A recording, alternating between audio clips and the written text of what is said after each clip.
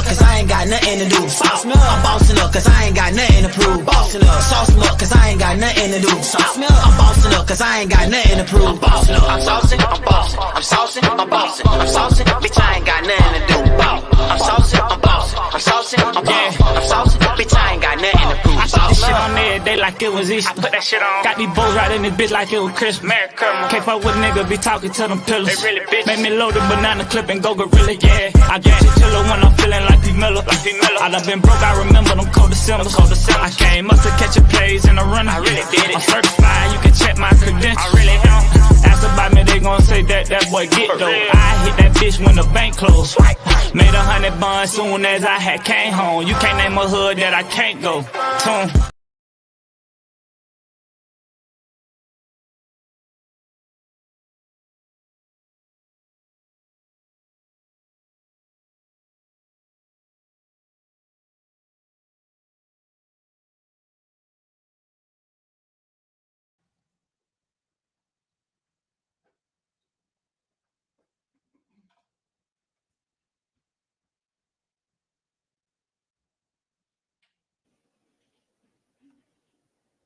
Y'all hit that like button.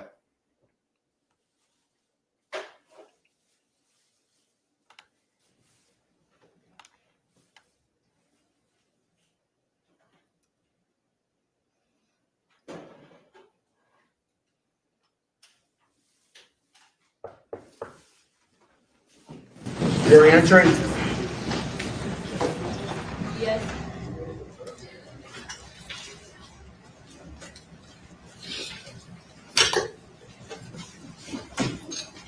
What up?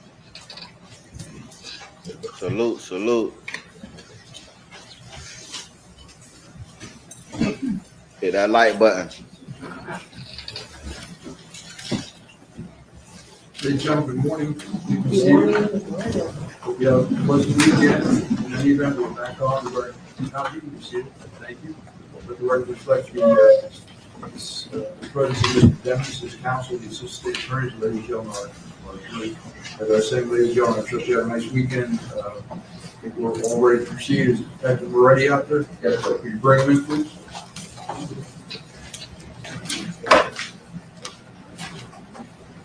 Good morning, sir. Good morning, Alan. Effective as I'm sure you're well aware, we placed you on the road last week, right? Yes, Your Honor. And I want to let you go into direct examination, but you remain under oath. Understood? Yes, Your Honor. Thank you. Madam, if you're ready, you will continue with your direct examination. Okay, Detective Marty, we were in the middle of publishing the state's last numbered exhibit, which was 117. 117.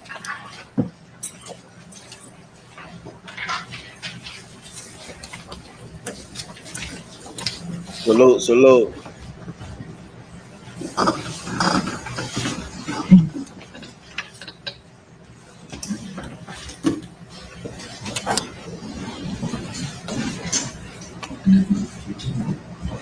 So on the first page, which is actually page 71,473 for council,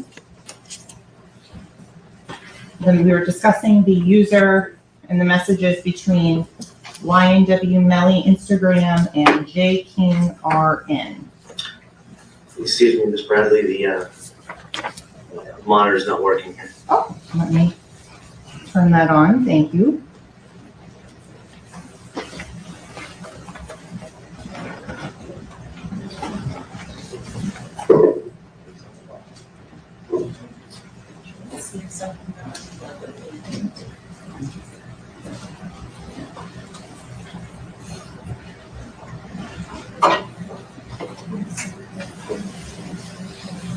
Y'all hit that like button.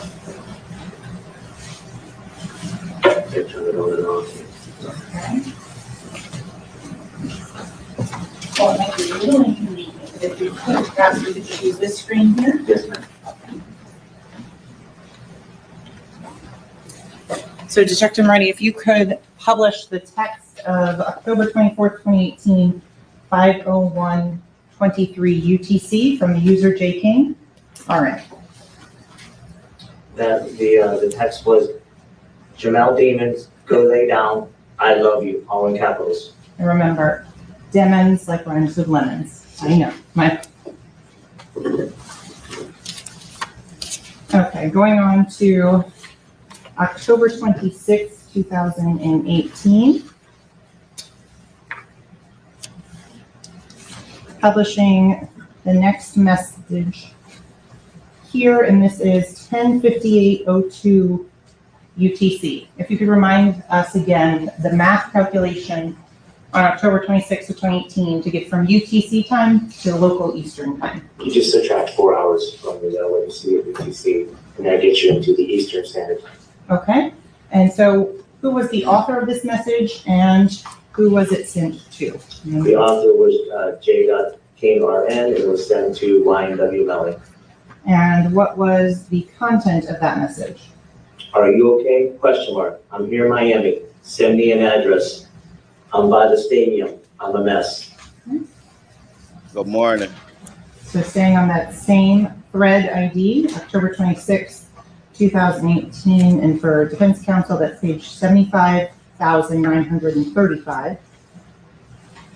The next message of October 26, 2018, 11:26:16 UTC.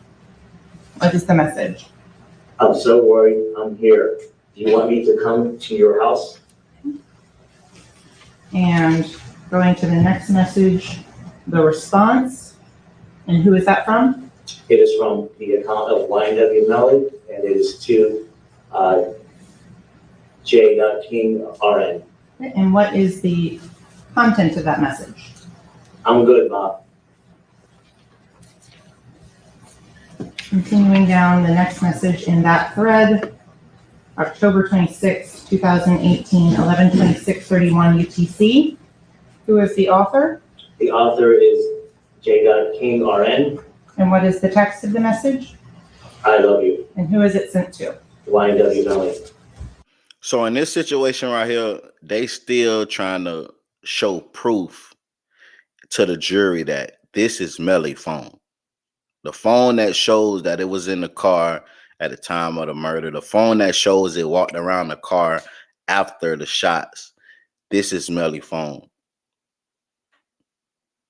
So that's why they're going over all the text message towards Melly and his mom to prove that this is Melly's phone, because not only Melly was using the phone, but they trying to prove that Melly is the sole owner of this phone, though. Other people was using it, but Melly is the main user of this phone.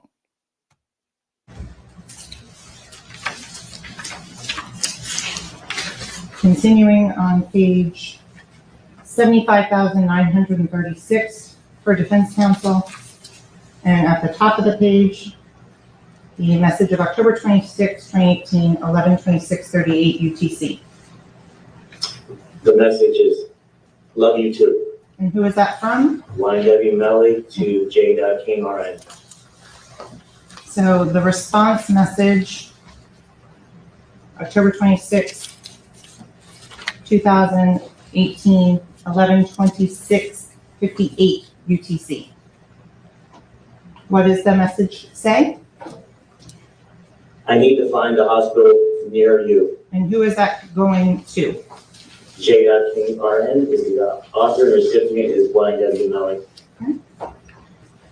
The response from YNW Melly, 10/26/2018, 11:35:59 UTC. The message is, I don't want to go.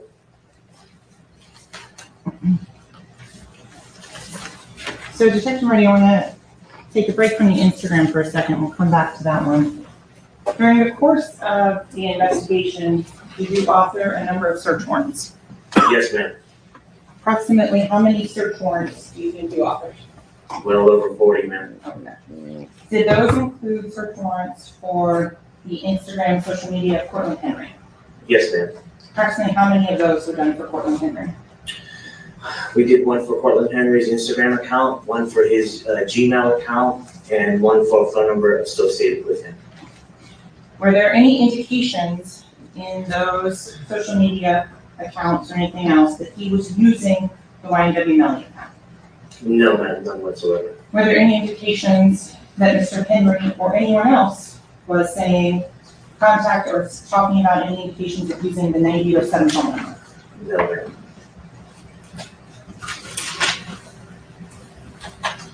We talked briefly about some of the financials when we were on the stand a couple of days ago. During the course of this investigation, did you author subpoenas to get all of those financial records? Yes, ma'am. In the total amount of money in the time frame, if you could explain how much money is coming into these accounts? The total coming in, and I done the subpoena started from I think right around March to for the Sun Trust, which is Truist now. So it'll be March, April, May. Do we have the account number, name? Thank you. So Detective Marty, in terms of you talked about the Sun Trust account. Yes, the Sun Trust account was in the name. I don't know the last four of the account number, but the account was in the name of Jameson Francois. Okay. I'm sorry. Jameson Francois. And in terms of the business account for Jameson Francois, were some of the beneficiary or payouts of that to Jamel Devins? Yes, ma'am. Francois is his manager, Track. The total amount of money that went in to the Sun Trust account as well as the Chase account, Yes, ma'am. about how much money went in? Total amount to those two accounts for a 30-month period was about $16 million. How much? 16 million. 16? 16. Thank you. Okay.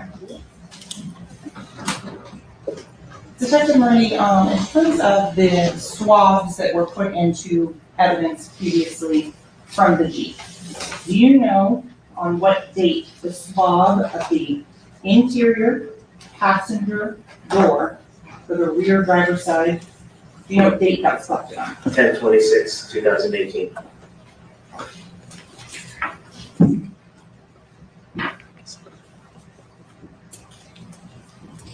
So you discussed briefly as well about looking at the car on October 26th of 2018, about there being damage to the car. Do you recall that? Yes, ma'am.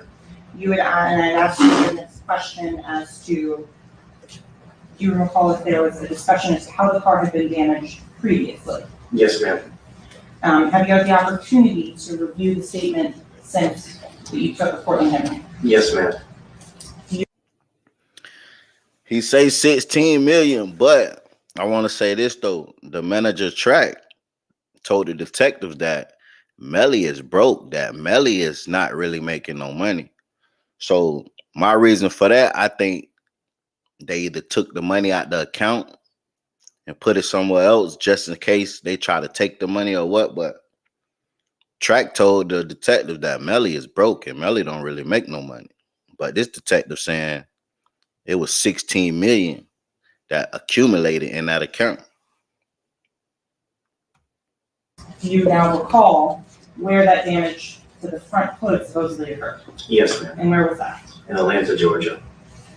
In terms of the statements or anything about the damage to the tires or the rims, did you ask the defendant, Mr. Henry, about that, those tires or rim damage in that statement?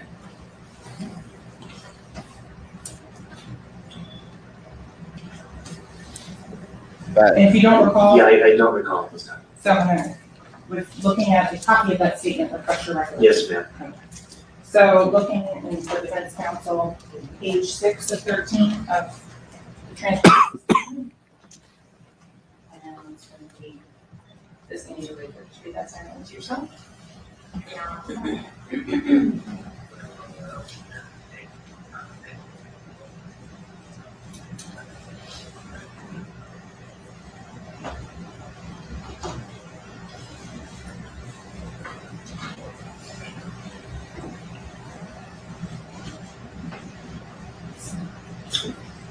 Detective Murray, did Mr. Henry describe some sort of incident in which the Jeep ran into a median? Yes, ma'am. According to his statement, is when the alleged drive-by occurred, he swerved and hit the median.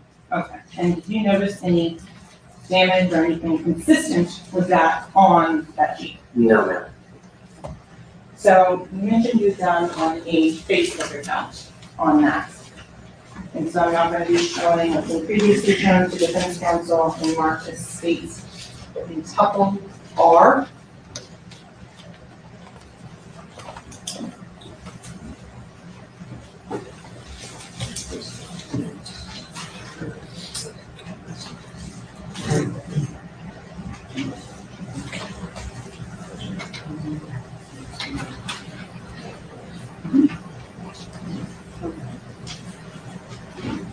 So, at this point, the state would offer states in tuple R pursuant to 90.803 sub 6 as a business record. Any objection? Objections on grounds previously raised. Thank you. So it'll be admitted. So Detective Moretti, we discussed the Facebook account on that. Was there a cell phone number that was associated with the Jamel Demons Facebook account? Yes, ma'am. And what was that? 772-713-9807.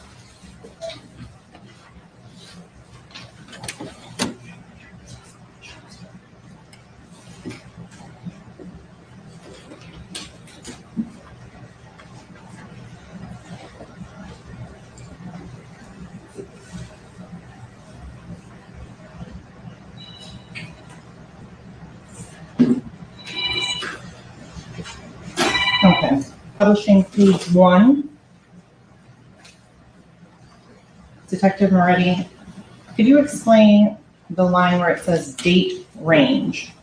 The date range is where when we author the warrants, that's the date range to where we're requesting that the provider, which is Facebook, all of the data they have during that time frame. Okay. And so what is the time frame that was covered under this particular search warrant? 10/1/2018 to 1/18/2019. Okay. And what was the name of the account? Jamel.Demons. Demons, rhymes with. Demons, my apologies. Okay. In terms of the email addresses that are on there, on that account, are those some of the email addresses that we talked about previously? Yes, ma'am.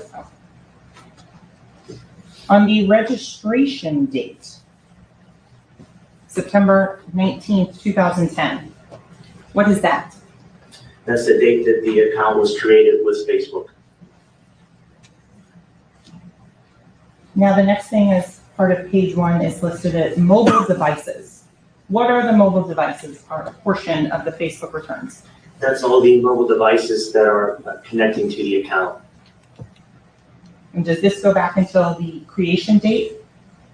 It goes back to the date to where we authored the warrant. So in terms of does some of this information go from the beginning of the account itself? Yes, ma'am. And the phone number you mentioned on there, and this is now on page 4. What phone number was verified on this account? 772-713-9807. And going to the PayPal account, what was the email for the PayPal account that was associated with this Facebook account? mellymontana@icloud.com. And if you recall, what was the name of the Snapchat account that was previously introduced into evidence as state 7? Melly, Montana. In terms of the IP logins, did you do any additional research on these particular IPs? No, ma'am.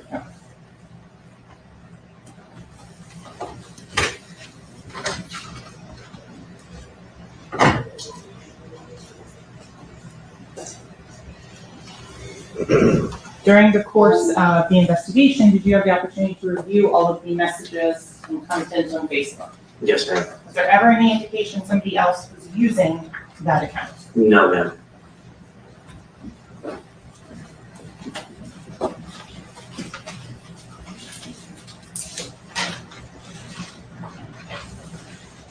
in terms of the location, Pembroke Road and US 27 on the south side of the street, what jurisdiction is that in?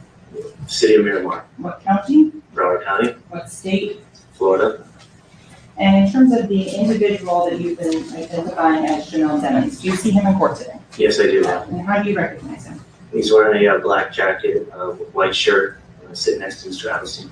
Okay, and the records will reflect the in-court identification of the defendant? Yes, counsel. We'll reflect any further identification of the defendant. Okay, so I want to go on to the last Instagram message thread that we'll talk about in this case. It's been previously shown to defense counsel as states quintuple S, and copy provided thereof. Detective Marty, do you recognize states quintuple S? Yes, ma'am. How do you recognize that? Is the Excel spreadsheet I created. I was able to isolate the thread ID and put it into a more readable format, because sometimes it's difficult reading it from the several thousand Facebook, Instagram pages. So I put it into a format on Excel that you could easily read through and see the to and froms. Okay. Does that fairly and accurately depict the thread ID between an individual identified as Peasy_Bambino and the YNW Melly Instagram account? Yes, ma'am. And is that the thread ID ending in 99651? Yes, ma'am. Is it any additions or deletions from the thread ID from the Instagram business records? No, ma'am. Now, at this time, the state is requesting those states quintuple S in as states 119. And we approach. Yes, sir.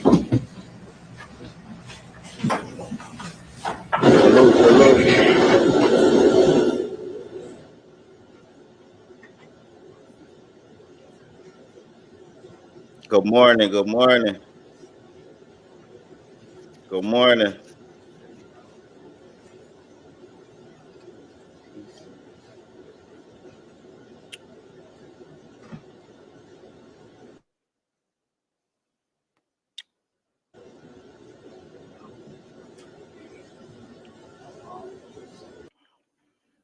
I just want y'all to know, I'm gonna drop a little spoiler, but I ain't gonna say what it is. But for a lot of people that don't know, you know what I'm saying, the prosecution has dropped a big bomb today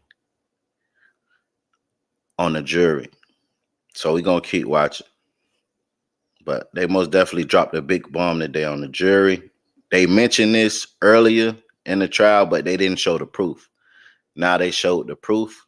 I don't know how this will affect the jury, but once we get to that point, we're going to talk about it. So detectives are ready. So it's clear on this page 1 and page 2, they go together. Yes, sir. And you did the calculations or adjustments for Eastern Standard from UTC in this particular document. Yes, ma'am. So in terms of That's how you feel? without saying specifically what, was Mr. Gambino offering merchandise to be sold to the YNW Melly? Yes, ma'am. Was it real estate? No, ma'am. Were they physical tangible items? Yes, ma'am. So going forward to the dates and times in question. When you're going through on this, I want to make sure it's clear that this first line corresponds to the page numbers. If y'all haven't, make sure you hit that like button. And where are you getting those page numbers from when you generated this document? Top right-hand corner of the records provided to us from Facebook. And this particular conversation, were you able to go through and isolate all of the information on this thread ID? Yes, ma'am. So with your permission, I'm going to go through, if we can just, if it says sender Peasy Gambino, I will read it aloud, and if you would respond with whenever Appreciate it, sender is appreciate it. YNW Melly. Okay. So, first message, 10/19/2018, 1906. Sends a photograph from PZ Gambino. Then 10/19/2018 at 1907, a message from the account of YNW Melly to PZ Gambino, tell him 450. 10/19/2018, 1911, PZ Gambino, he say 5. 10/19/2018 at 1911, YNW Melly, 475. 10/19/2018, 1929, PZ Gambino, say less. 10/19/2018 at 1932, YNW Melly, 480 at the most. 10/19/2018 at 1938, YNW Melly, what he said. 10/19/2018, 1953, 480, call that number when you ready. 10/19/2018 at 1959, YNW Melly, bet. 10/19/2018, 2024, YNW Melly, yo. 10/19/2018, 2029, PZ Gambino, yo. 10/19/2018 at 2032, YNW Melly, might have to Uber, y'all. 10/19/2018, 2033, YNW Melly, to my crib and Uber y'all back. I'm going to fast forward now in terms of the timeline and go to October 25th of 2008. And I just want to remind y'all, man, listen, just because you erase your text messages and your DMs, that shit still can be pulled up. Just because you use them text now apps, that shit can still be pulled up. So listen, man, anytime you doing anything crazy, leave the phone alone, period. Don't talk on that motherfucker. Don't text. Don't FaceTime. Leave that shit alone, man. Because these boys erase they shit, use text apps, FaceTime, all that shit still came in this courtroom as evidence. The technology that the government have presented and gave us, just imagine whatever they give us, what they use they self is 10 times better than what they give us. So, hey, don't fall. Listen, we don't need to be breaking no crimes, period. But I'm just saying, don't think you outsmarting the government, police, or whoever when it comes to technology. You can't outsmart the person or the people that give you the technology because they're only giving you 10% of what they know.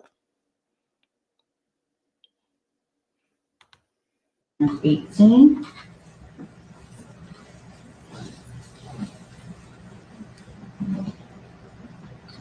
Going to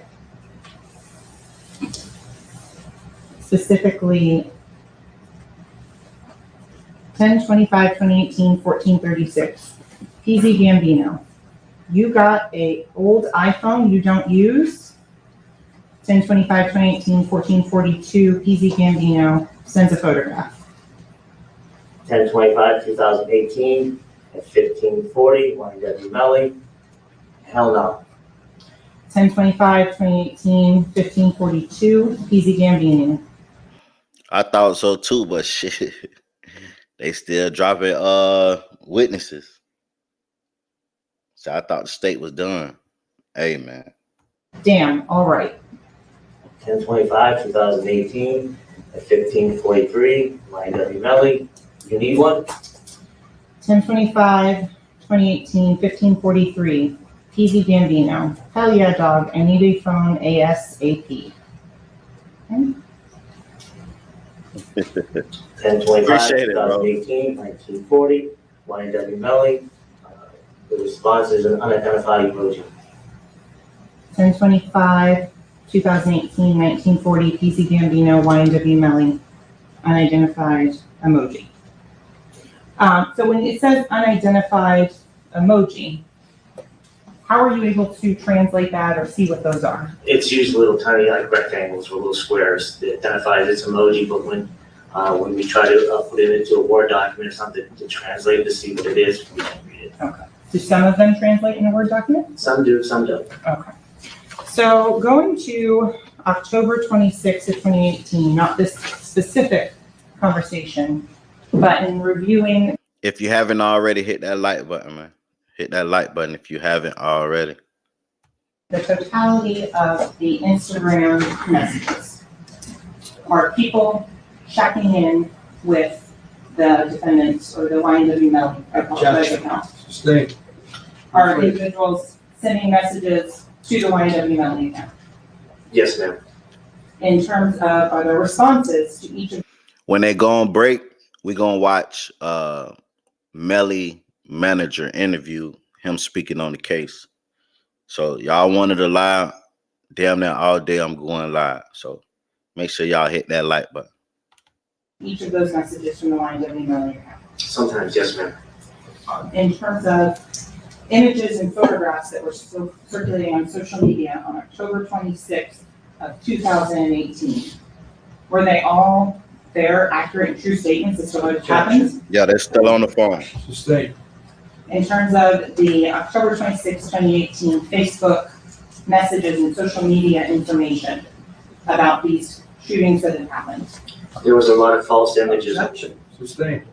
Move to I seen somebody say, damn, they still on the phone. Let me tell you why they still on the phone. Because they cannot put, and they have not put that gun in Melly's hand. They saying, oh, he was in the back seat. We see on camera what he got in that back seat where the shots allegedly came from. Okay, that's cool. But at the same time, y'all still have to put Melly there at the crime.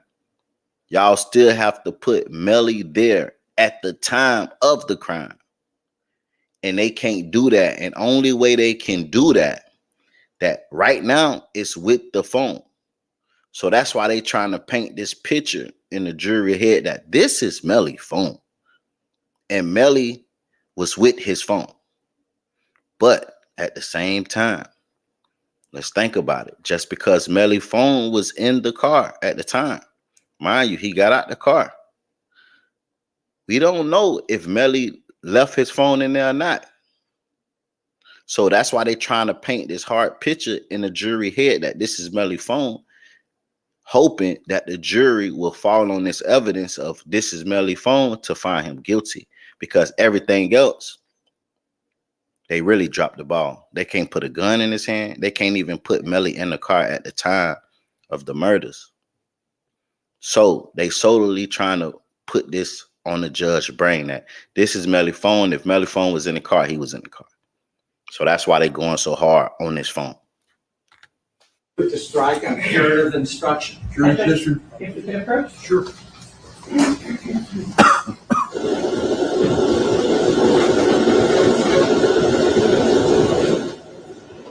Y'all hit that like button, man. Hit that like button.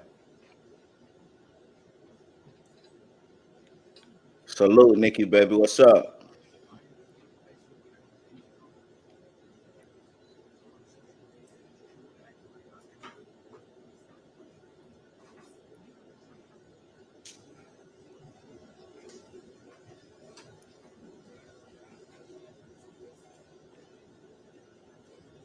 They're not going to be able to prove he did it. They can't put the gun in his hand, though. You want to get him convicted. I agree with that, Nicole.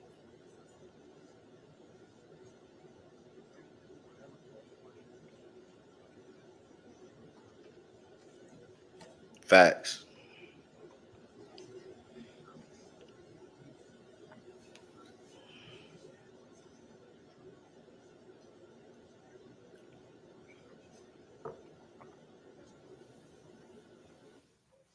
Detective Moretti, was there a video of a white Jeep that was circulated on October 26th of 2018? Yes, ma'am.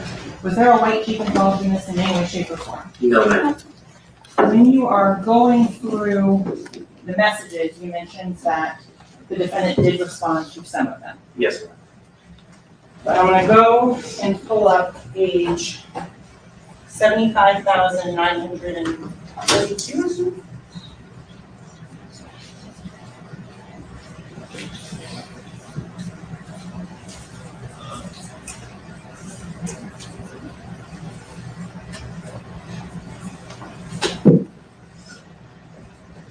So Detective Moretti, I want to continue in that same thread with Mr. Gambino, Easy Gambino, that particular message. And I want to go to specifically October 26, 2018, 1940 UTC. Or, I'm sorry.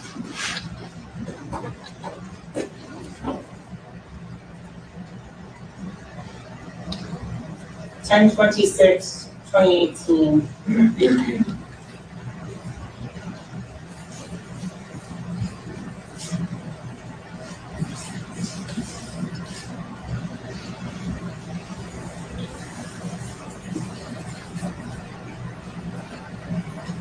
You mentioned you can copy and paste them into Word to as such.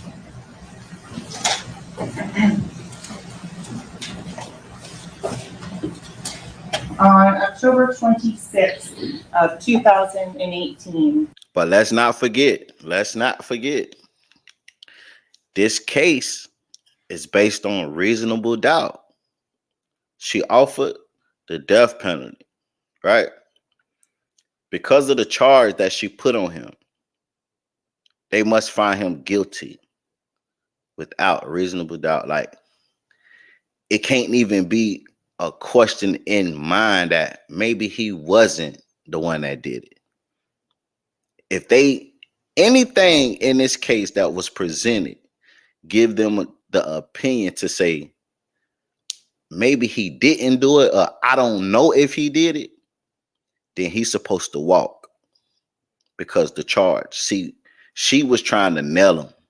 What she should have did, just went for a lesser charge, easily they would have found him guilty. But by her trying to get him the death penalty, he have to be found guilty without a reasonable doubt. That means everybody or every jury have to for a fact feel like, yeah, he guilty.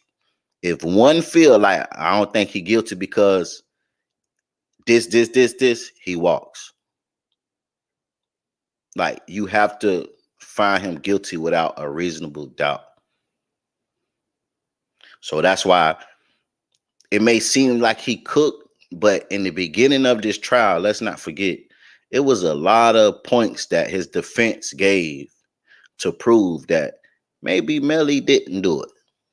And that's all they need, a maybe.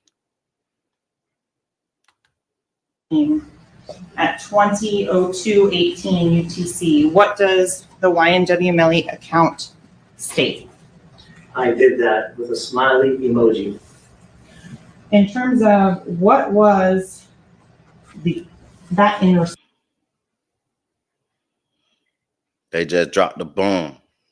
Remember, they brought it up at the beginning, said that Melly confessed to doing it, right? Say somebody hit him up and said, "Is you okay?"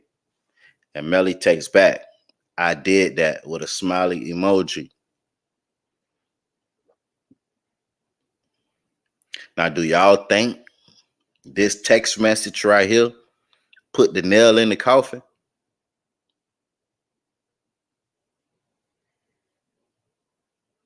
I did that.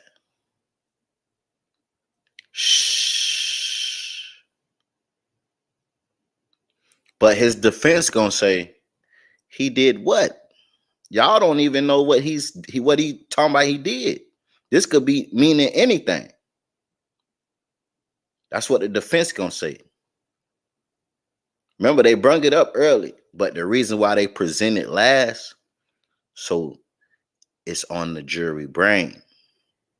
Because shit, I even forgot about the idea that text where they brung up the first day of trial. So the jury would have forgot about it. They brung it up the first day, but they showed you the proof at the end. So it's still on your mind.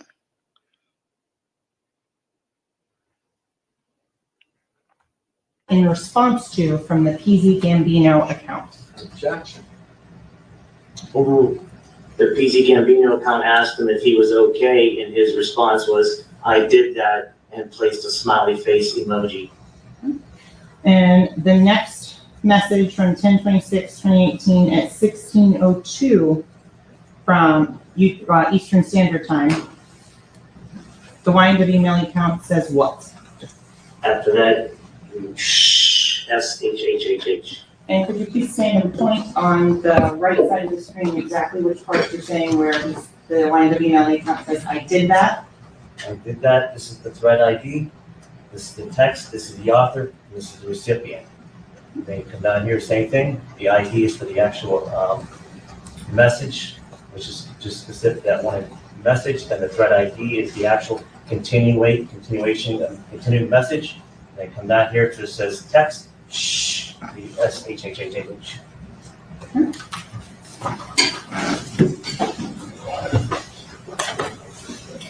No further questions, Aaron? Keep that up, will you please? Of course. Lead Detective Moretti. You are the lead detective. Yes, Your Honor. I mean, yes. Well, you got promoted me, so you better apologize to the judge. Sorry, Your Honor. I'd like to consider it. I can't see my eyes. Could you point to where I did that? Is that correct? Yes, sir. And how do you spell that? THAT. Okay. What's his point, y'all? Let me show you some copies of 9807 without going through all the messages.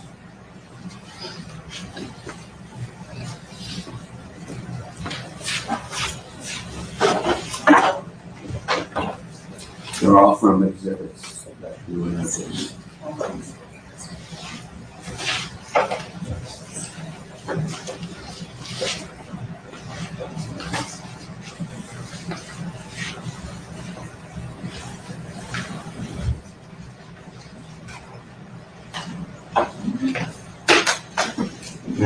May I mark this as a composite exhibit? Please. Do you have any objection? Counsel, are you offering it? I'm going to offer it in evidence, yes. As a Are composite. you doing it now? Huh? Are you doing it now? That's what I'm trying to find out. Yes. State of any objection? Starting evidence, if you just would cross-reference from which exhibit you got these from. I wish I could. There's 4,000 of them that we took a sample. Excuse me one second. So this is, what's the next exhibit number?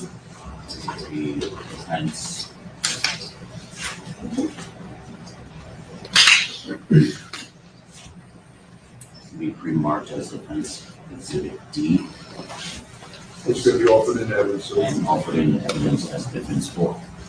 in evidence is defense 4, I'm sorry, Defense 2. So defense 2, I'm sorry. pre-marked as defense. And how many pages? I don't think. Conversation, clerk to do it. I apologize. No problem. I get past, when they mention 70,000, I get confused.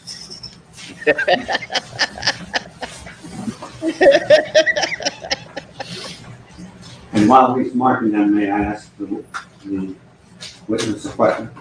Okay, sure, I think you've got, how many pages? Composite 19. 19 pages. We're making it a little simpler. This is coming from 9807, the phone. I don't know which, I'm gonna tell you. He most definitely be going out. Thank you. May I approach? Yes.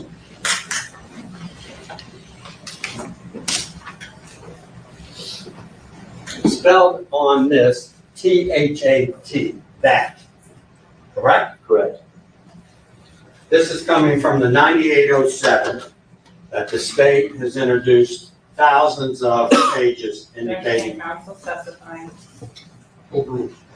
that it belongs, or it's a phone that Melly uses. correct? Correct.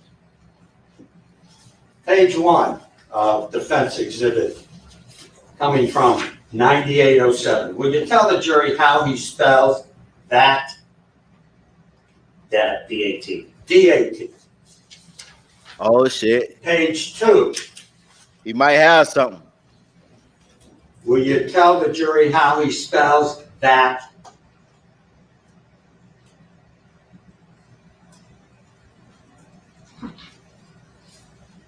He might have some, y'all.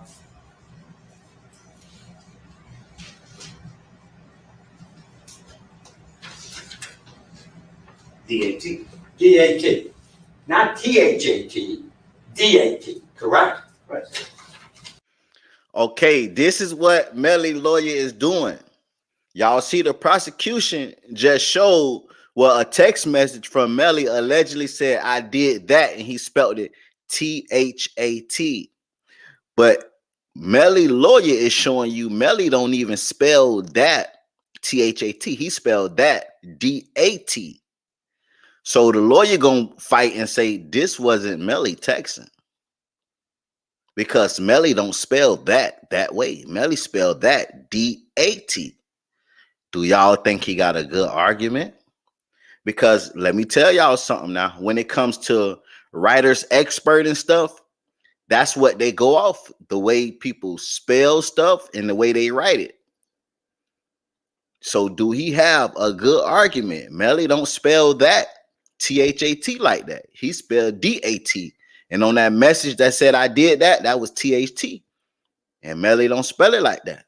What y'all think? Try what up? Page 3, coming out of 9807. How does he spell that? D-A-T. So when Melly spells the word that, you want me to go through all 19 pages, or will you take my word that every time, coming out of 9807 that's attributed to this young man that's writing the message, he does not spell it T-H-A-T, but D-A-T. Would you like to look through them? No, sir, you're asking me to explain that the one moment he decided to use proper What? grammar. One moment, these phone messages sitting there. One at a time, all right? What's the objection? Overruled. These phone messages that the state introduced sitting on this pages that we painfully went through, he spells it D-A-T, not T-H-A-T, except for this one occasion, right? Correct. What a strange. What a strange thing. Hey, let's be real. Let's be real. They pulled up every text message out of Melly phone. And every time he spelled that, he spelled it D-A-T. But it's only one text message in his phone. And that's the one that say, I did that. And it was spelled T-H-A-T. So if I spelled that D-A-T a million times, and it's only one time in my phone that say T-H-A-T, can you argue that I didn't send that? That was somebody else. I think this may be good on Melly end. My personally thinking.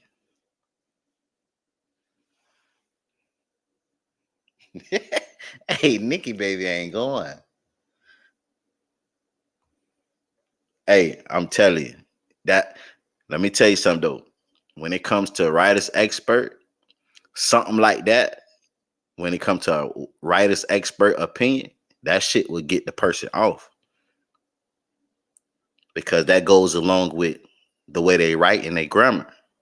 So they have to prove, and that's what separate the person from the evidence they have by their grammar and the way they write when it comes to a writer expert. Melly don't spell like that. I'm sorry, Judge. I apologize. You have to take a flip. I see.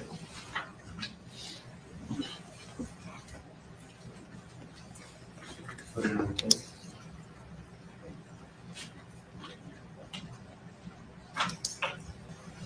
Somewhat unusual, wouldn't you think? Okay. Before we get into your investigation totally, you became aware that the state employed or brought in the FBI to analyze these phones, correct? Yes, sir. They brought in the FBI, Actually, correction, sir, to analyze the cell site tower, not the actual phones. cell site towers, so that they could tell the jury where these phones were located, all right? Correct, sir. Shady, let's see for 1 second. Yes, sir.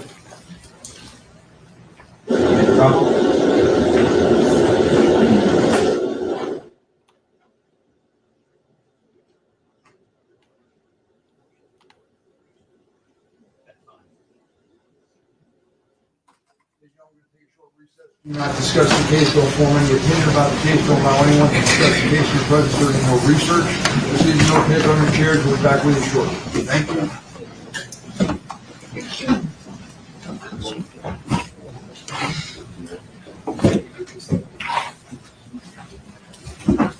My boy smiling. He ain't smiled in a minute.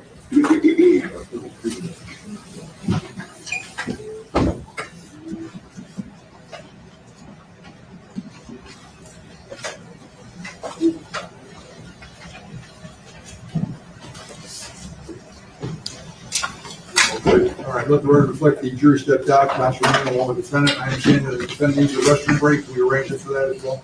Thank you. All right, anything to discuss, counsel? Other than you can take that off the screen right now. Yes, sir. I've asked somebody to come up to try to figure out why it won't show on the other thing. Can I leave my notes right here? Sorry with me. We're in recess.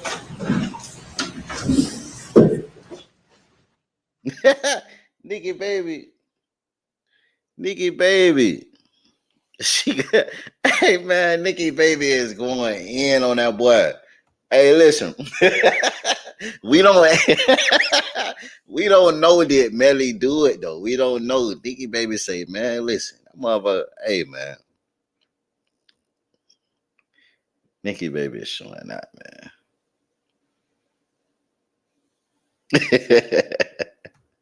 Hey, but what y'all think, man? Y'all let me know. It says THAT. Melly don't spell it like that. Melly spell it DAT. So do y'all think that alone will get that? And then you see what the lawyer say.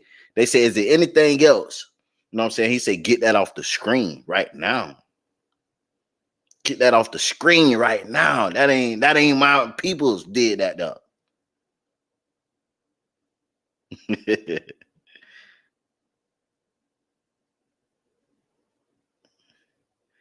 Now I agree with Franklin Scott. Now he said, Nikki, in court, it's about what you can prove, not personal feelings.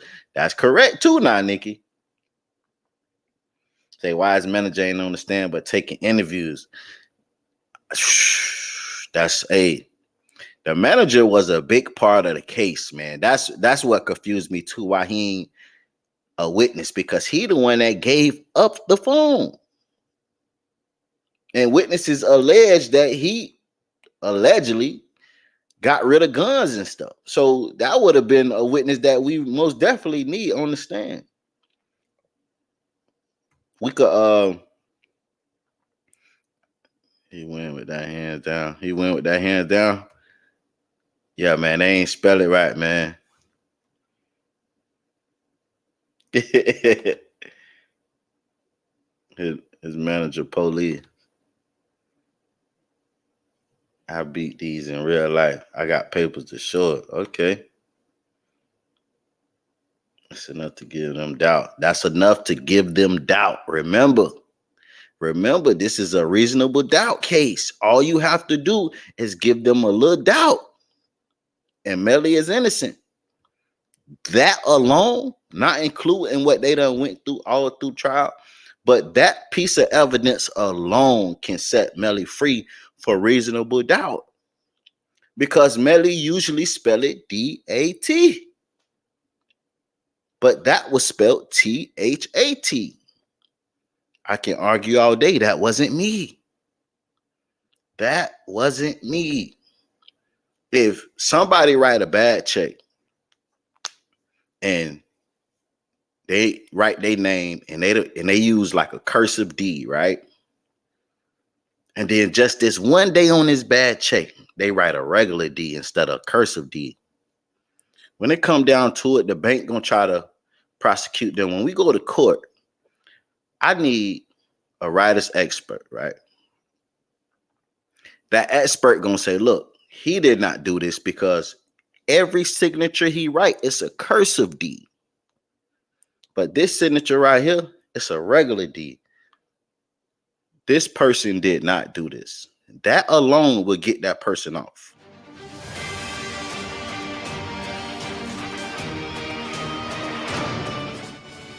Welcome back. I'm Anjanette Levy, and you're watching Law and Crime. We want to get you right back into court, where Detective Mark Moretti, the lead detective in the YNW Melly double murder trial, is on the stand. He is the state's last witness. So it's clear on this page 1 and page 2, they go together. Yes, ma'am. And you did the calculations or adjustments for Eastern Standard from UTC in this particular document. Yes, ma'am. So in terms of, without saying specifically what, was Mr. Gambino offering merchandise to be sold to the YNW Melly? Yes, ma'am. Was it real estate? No, ma'am. Were they physical, tangible items? Yes, ma'am. So going forward to the dates and times in question, when you're going through on this, I want to make sure it's clear that this first line corresponds to the page numbers. And where are you getting those page numbers from when you generated this document? Top right-hand corner of the records provided to us from Facebook. And this particular conversation, were you able to go through and isolate all of the information on this thread ID? Yes, ma'am. So with your permission, I'm going to go through, if we can just, if it says sender PZ Gambino, I will read it aloud, and if you would respond with whenever the sender is one. So this right here is just a recap of what just happened. Let's go and check out Melly manager interview real quick while we wait for them to come back. Hey, Nikki Baby ain't going. Nikki Baby say she don't care. Melly is going down, man. She ain't with it. And, hey, and I want to say this too. A lot of people want Melly to lose because they're attached to the fact of he is wrong for doing what he allegedly did to his friends. But like I said, we got to go by the evidence. We can't say that he's guilty because for a fact, we don't know for sure. You know what I'm saying? Could he have done it? Yeah, he could have. But we don't have no proof that bro did this, man. You know what I'm saying? Everybody, think about it now. We gotta be honest. Everybody say you innocent until proven guilty. You innocent until proven guilty, right? When you go to court and when you go through situations, you want that same treatment. Innocent until proven guilty. So we can't find this man guilty off the rip just because how we feel or what we think. We have to let the evidence in the court speak its piece.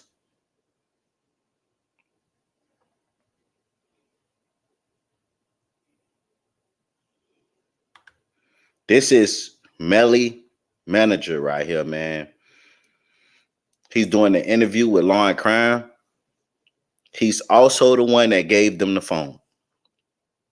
He said that they had a warrant on the phone and he had to give it up. It's no proof or evidence that they had a warrant for Melly phone, for that phone. For that phone. And then he also said that he was down there talking to the detectives and they called Melly phone and it rung in his pocket. So he had to get on the phone. But first off, why is you walking around and why would you even go to a police station with Melly phone in your pocket? Why is you walking around with Melly phone in your pocket? Why? Why would you go to a police station to talk about Melly with his phone in your pocket? So we all know, man. Mr. Francois, we know since King Von, we just don't see it. Like, I ain't gonna say he the people's. Everybody call him the police. You know what I'm saying? Y'all know when King Von got shot, you know, he got shot the same time. And they said Officer Francois was shot. Now, the news have never said or even spoke on a police officer being shot or identified a police officer. At that time, his name was Francois, his last name, but he changed it. After he kept getting backlash and all this stuff, he changed it.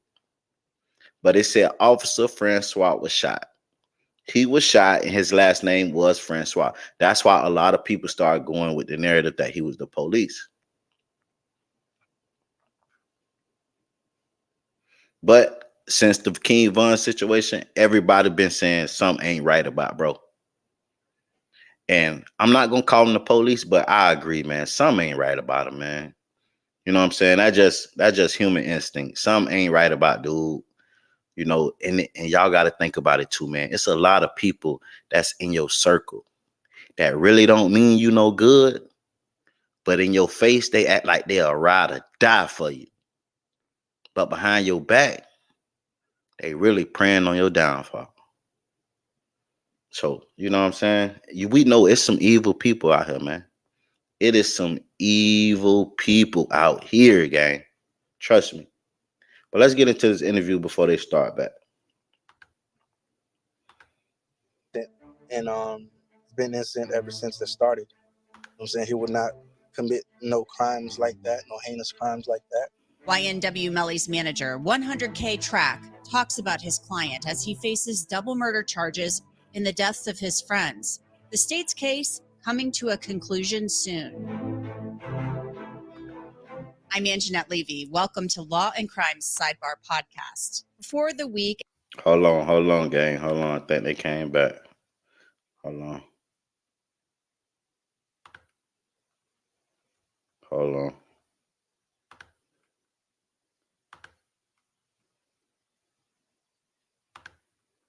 Let's see, is this still an update or? She stopped there. She finished her direct exam of Mark Moretti. He's been on 2.5 days, but she concluded right there to underscore that point. Cross-exam. They back.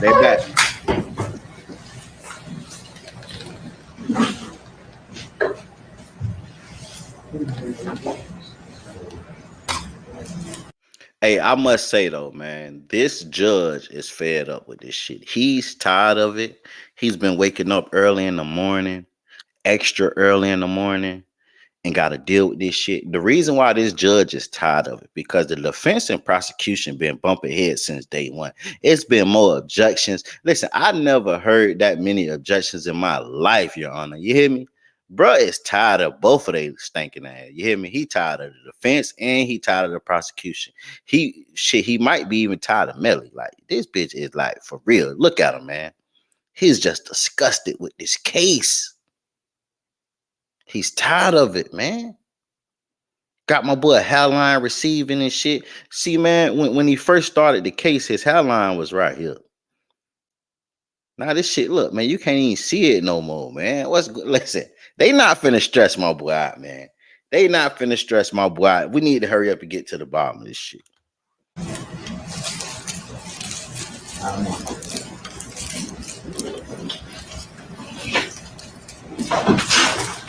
Ah, I got it.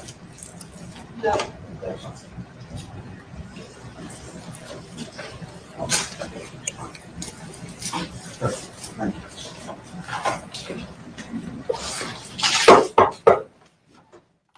Jury entry?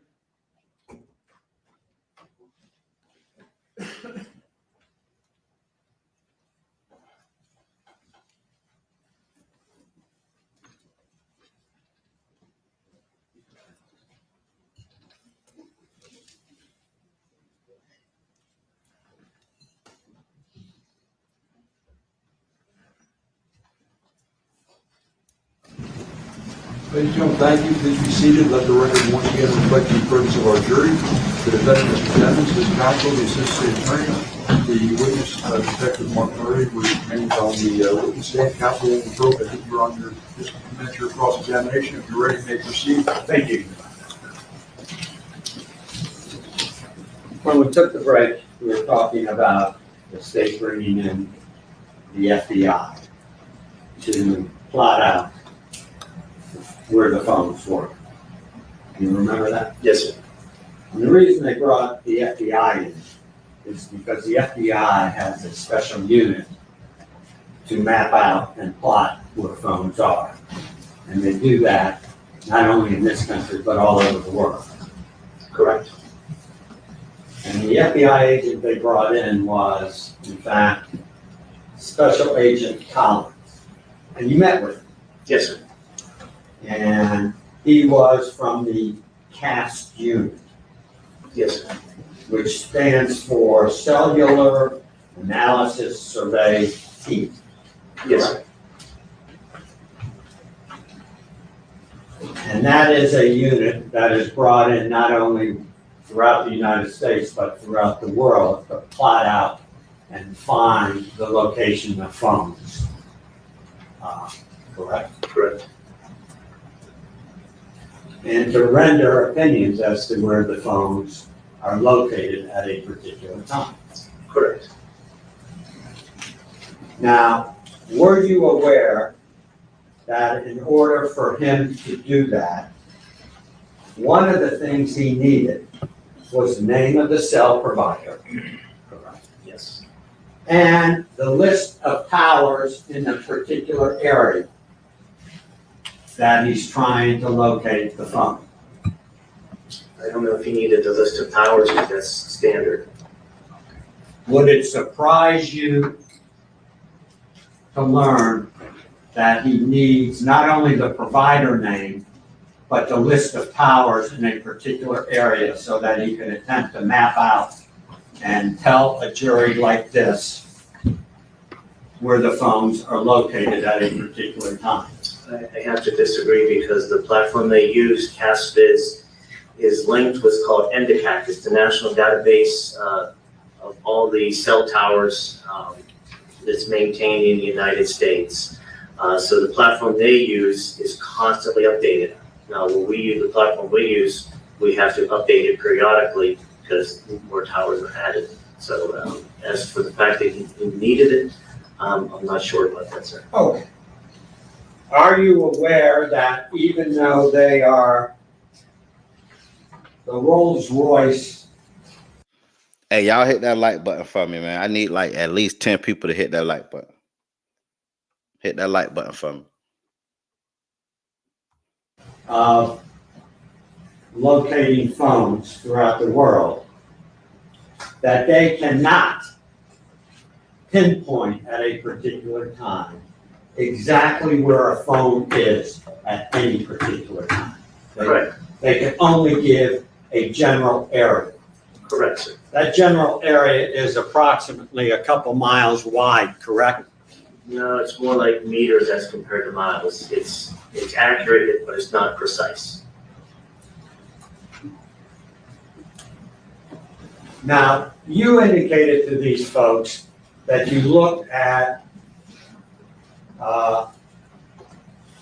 something on the cell records called environment. Yes, sir. And you use that as a guide to locate or plot where a particular phone is at a particular time, correct? No, sir, that's inaccurate. The environment just tells us where the phone is interpreting where it's at. Example, it tells us if it's mobile, if it's outdoor, it tells us it's indoor. The environment has nothing to do with the location data. We use that in this case because every time we had an environment response from the T-Mobile records, I could corroborate it with video. Example, when he walked out of the recording studio at 3:18 a.m., the phone was registering outdoor. How about when it was on I-75 or 595? It was saying mobile. And if you would let me finish, every time the phone was registering outdoor, mobile, we had video to corroborate that. So he's walking, he's outdoors, it says mobile. It says outdoor. The second he gets in that vehicle and drives away, it switches over to mobile. On 595, we have video, mobile. On Pines Boulevard near the Monastery School, it says mobile. Passing McDonald's, mobile. After the shooting, after the murder, it's coming back east on Pines Boulevard, it's saying mobile. So we had video to corroborate that one little instant, that one little section of the box. Are you aware that the FBI never, ever uses the label environment because they cannot attest to the reliability of that? Well, I can't attest to how the FBI operates. I can't attest to their Could you just answer Hold on. my question, yes or no, and then explain? I sustain the objection. Repeat the question. Are you aware, yes or no, whether or not you're aware that the FBI does not look at the environment because they cannot attest to the reliability? I'm not aware of that. Fair enough. So what he trying to tell y'all is this is just a regular detective, right? The FBI, somebody that's higher up in ranking, somebody that has better technology, doesn't even use this shit where you can see that a person that from the towers and etc. and is they in a car or outside, they don't even use it because it's not accurate. So if the FBI don't use it because it's not accurate, and you at a lower, why is you using it? That's just like the government. If the government is not using a product because it's not accurate, why is the citizens using it? That's what he's trying to paint a picture in the jury head. The FBI don't even use this method because it's not accurate. But y'all trying to place Melly there in the car and say he walked around the car with this method, but the FBI says it's not accurate. You just a detective, a no-namer that's trying to put somebody away with this information that the FBI don't even use because they say it's not accurate. So why would you come in here and try to make it seem like it's accurate on a death penalty case to put somebody away? That's what he's trying to paint in the jury head.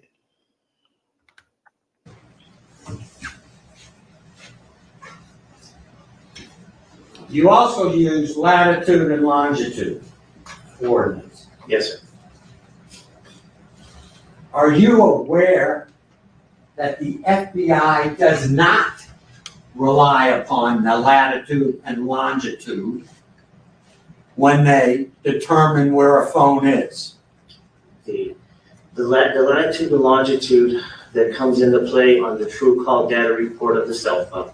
It's an estimate. The cell phone provider is providing us an estimate where they believe the phone might be. Like we said before, it's not precise, but it's accurate. My question to you wasn't that. My question to you is, are you aware? Excuse me. What's the objection? He don't even be bullshitting. You may approach briefly, Your Honor. Sure.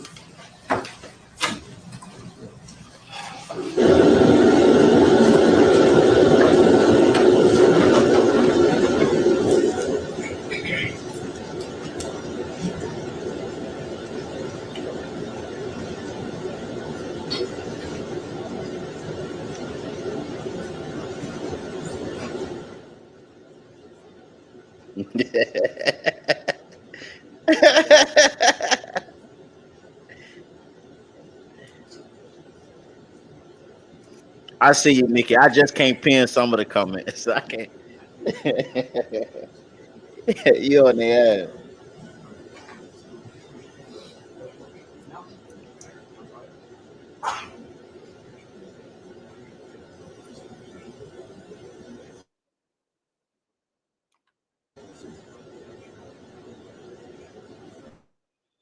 Salute the Ken for the cash out.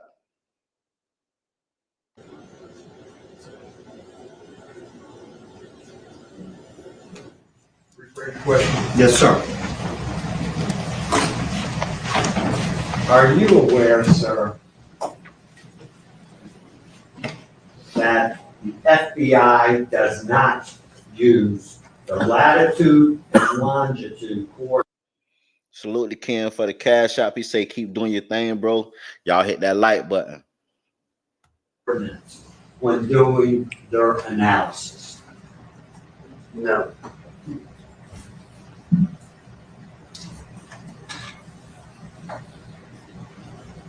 Are you aware, sir, that the FBI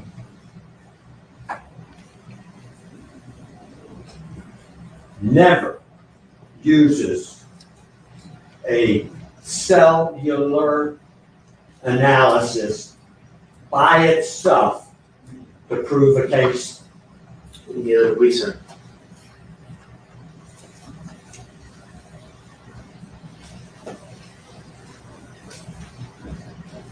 All you are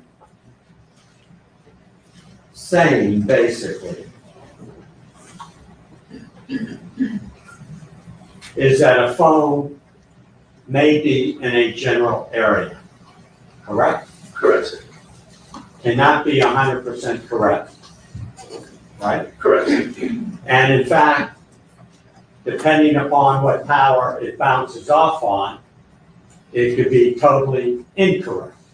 There has been false readings with towers. And sometimes, anomalies within the records. It happens. That right there killed the argument when it comes to, was Melly with the car? Was Melly the car? Melly phone walked around the car. He just admitted that sometimes the towers give false readings. You know how many people have been found guilty for serious cases, have been put away for the rest of their life just because the tower has pinned them in a location with their phone? And this guy just said it's times where the towers give false location. Anybody ever lost a case or been charged because the tower has pinned them somewhere should do a retrial basically on this information right here, and get your lawyer to do his homework and prove this case where towers give false information of location. And this why a lot of times I feel like every witness that came up for the state kind of blew it, because they'll throw us some good juicy evidence that Melly did it, right? But then when Melly lawyers get on their ass, he make them say stuff like this. Every witness that took the stand, every witness that took the stand for the state have showed us good evidence that could put Melly away. But by the time Melly lawyer get on them, they end up saying stuff like this. Oh, it's not accurate. Or we really don't know. It's just what we going off of.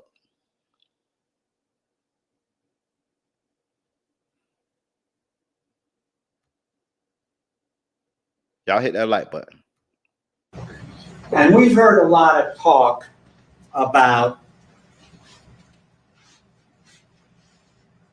chat messages, and you read with both prosecutors various messages for what I perceive to be days, but hours.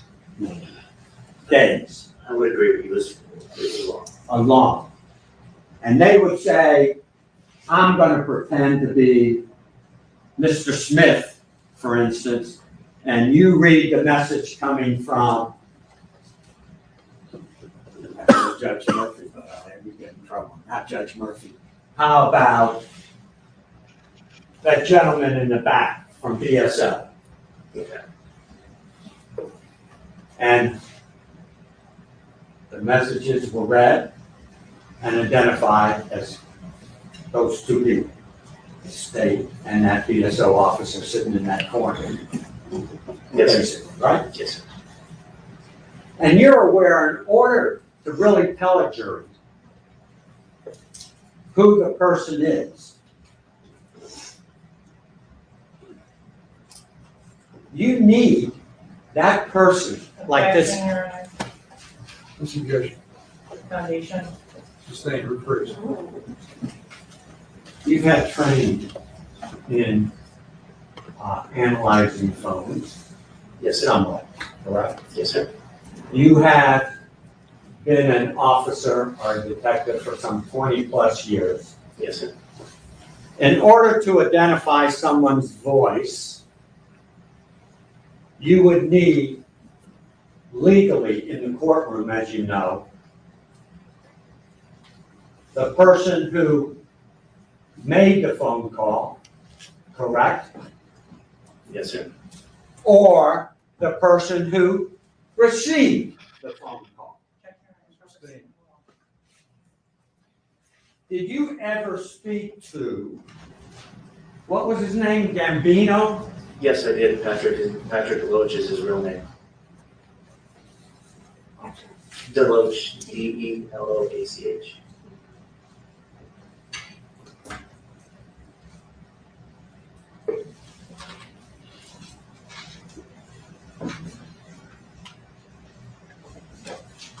Now, in addition to that, you told this jury that you attempted to, well, you did get some cameras off of 595 and I-75, correct? Yes, sir. Could you tell the jury if you could see who was in each vehicle? No, sir, you cannot tell. Could you tell this jury how many people were in each vehicle? I just want y'all to know, I wasn't gonna say it, but I'm gonna say it. I will be going to the crime scene to show y'all what it looked like.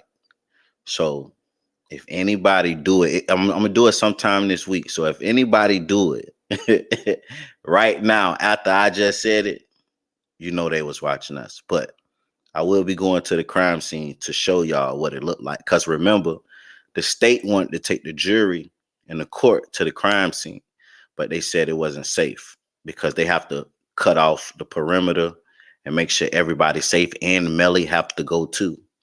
And it was gonna be too much. So I'm gonna take y'all there and let y'all see what it looked like. No, sir, you cannot tell. And you did get a surveillance from Montessori School, correct? Yes, sir. And McDonald's. And McDonald's. Well, on Miramar Parkway, for instance, the only surveillance you got was from the Montessori School, correct? Sometime this week. I might do it tomorrow. Boulevard. Okay. Did you get any surveillance from any of the cameras on Miramar Parkway? More specifics, or which one are you referring to? Okay. How about the CVS that's on Miramar Parkway? It doesn't cover up that far. Did you pull it? We went there. Did you look at it? Yes, sir. How about Applebee's on Miramar Parkway? I might do it tomorrow or Wednesday. On Dyke, I'm sorry, we're on Dykes Road. On Miramar Parkway West, on Dykes Road, on the intersection. Yeah, there's a pharmacy there, but there's no Applebee's there. Did you go to that pharmacy? Yes, sir. Did you pull the surveillance? No, sir. How about the Pollo Tropical? Their videos didn't cover that area. Did you pull them? No, sir. Did you look at them? No, sir. How about the gas station that's on Miramar Parkway? The one just east of McDonald's? Yes. Yes, it did not cover the road. How about the bank that was on the corner of 172nd and Miramar Parkway? Did not cover the road. Did you look at it? Yes, sir. Did you bring it in? No, sir. How about the four-way intersection where there's 4 cameras on 172nd Avenue? Cameras covering the road. Yeah, you see the cars driving through. There's no traffic cameras at 172 and Pines.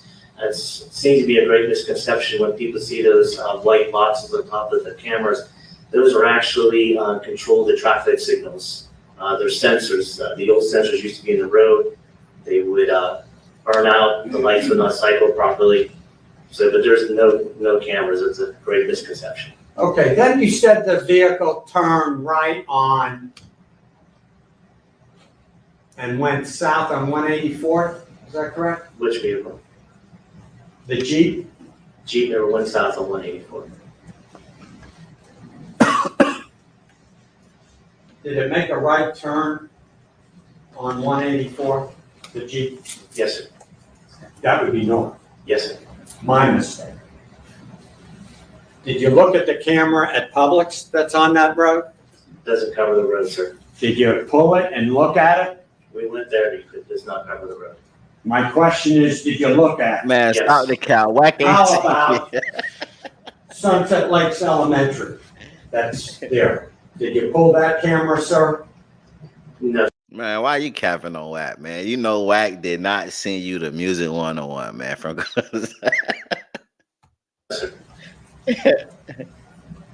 How about West Broward Elementary? Did you pull that camera Where's West Broward Elementary located at? on south on 184? 184 and what? Pembroke Road. Pembroke Road in 184? Yes. I don't know of a West Broward school there at Pembroke Road in 184. Okay. How about the Walmart? No, sir. You didn't look at it. No, sir. How about the Audi Market?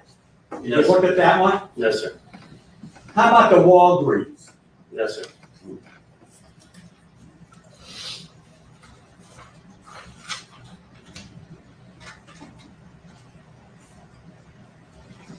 Salute, I appreciate it. We know that you pulled the Montessori school. Yes, sir. How about the Exxon? That's right down the street from there. No, sir. How about Somerset Academy? No, sir.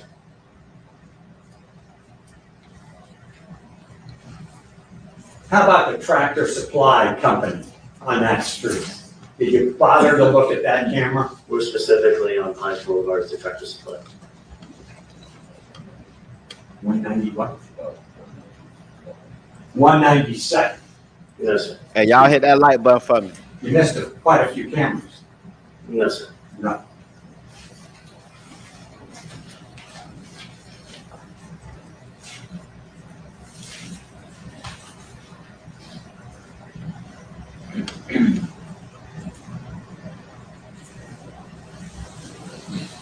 Now, you were told by Cortland Henry that the day of October 25th, several people went to the flea market to buy some weed, correct? Yes, sir. Certainly you went there to pull the tapes of the flea market so that you could show this jury, didn't you? No, sir.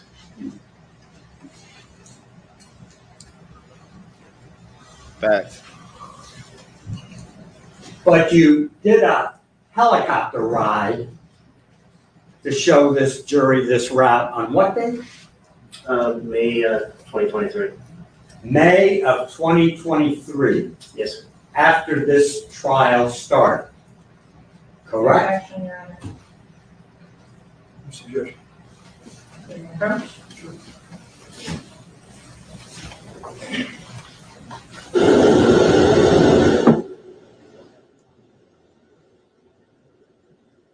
Salute, salute.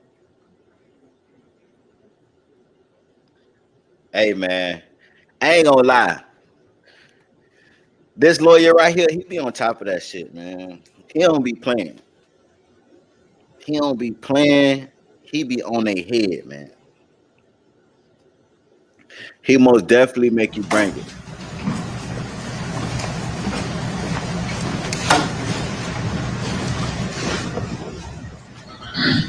You did this helicopter ride in May of 2023, Yes, sir. after this trial started, correct? Correct. And you did this drive-by in a car with a partner filming it. On what day? March 2022. That was 2 years after this incident?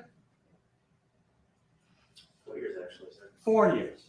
That's why I'm a lawyer and can't be an accountant. 4 years after this incident. Yes, sir. And that was all done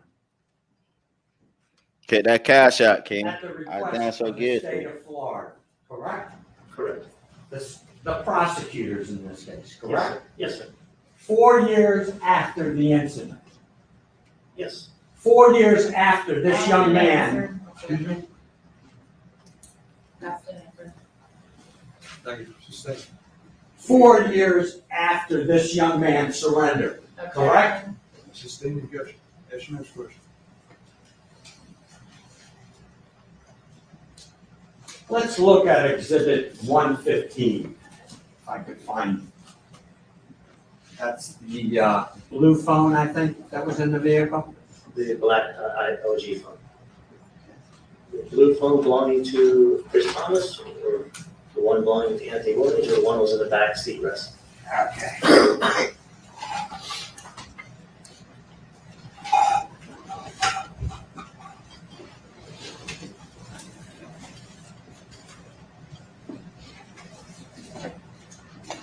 I need some help. I need a lot of help. Man, why is y'all keep playing? What's up with this Whack 100 sent me, man? Whack 100 sent me. He said, let you know it was him and you was doing a good job over here. Hey, if he did, salute, bro. Well, y'all crazy. Hey, if he did, salute, though, but yeah. I appreciate it. You find me in 115. I think it's Exhibit 115. That's the phone that was the third phone found in the car, correct? Yes, sir. That you said you don't know who the owner is, correct? Correct, sir.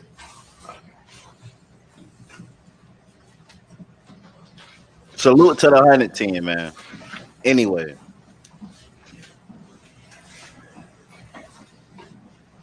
During one of the breaks, I asked you to open that phone, correct? Yes, sir. And there was a SIM card in there, correct? Yes, sir. And that SIM card has a serial number on it, correct? Yes, sir. Salute the Whack, man. No. You step down for a second. Do you need help you find Jackson? If you could, yes. Could you step down to help? Is it one of the other ones? I'm too old to say, but yeah, that's.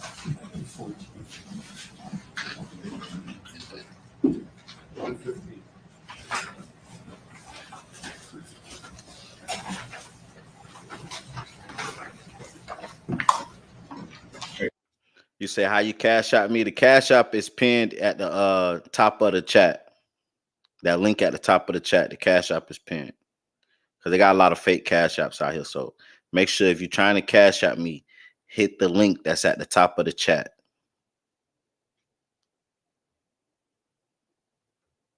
Very good. Thank you very much. Thank you. Thank you. May I approach? Yes.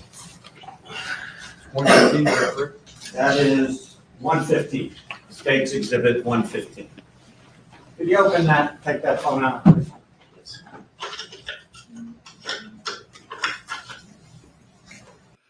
I most definitely want to bring Whack 100 on one of the Triple Threat Fridays. So most definitely I done put a word in. So that right there might happen. I just wanted to make sense though. You know what I'm saying? I got a couple guests coming, but I just don't want to pull them up just to pull them up. Like I said last week, I wanted to make sense. So yeah, but Whack most definitely on the list that I want to bring the Triple Threat Fridays. If y'all haven't been to a Triple Threat Friday, every Friday at 7 p.m. Eastern time, we go live. Make sure y'all tap in.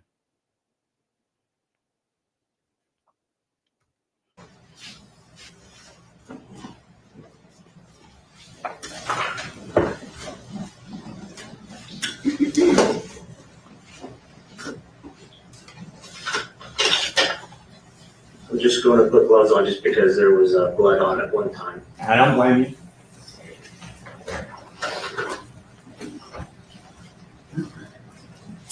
He said, I don't blame you. Was that phone, while you're pulling it out, analyzed to determine which blood it was? Yes, sir. We took it to HIDA, High Intensity Drug Trafficking Agency, and they had them attempt to analyze the phone. It's completely broken. Could you open that phone like you did during, when I asked you to?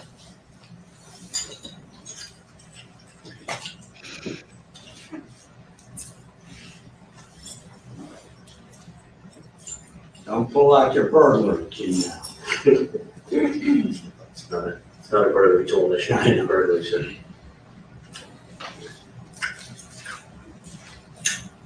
Okay. I don't want to lose it. Did you pull it out? Yes, sir. It's right here. Y'all hit that like button. Did you pull out the Yes, SIM it's card? right here, sir. Could you read the serial number off of that, sir? Miss Melody, you might called it. 8901120020008021872. Looks like there's an 80.01A. Okay. Could you, with the court's permission, let the jury see that SIM card? You want to publish it to the jury? Yes, let him hold it. Any objection? Go right ahead. You step down. Executive. I don't know how to work the computer, I'd rather him just show it to the jury. Just maybe step down forward. Thank you.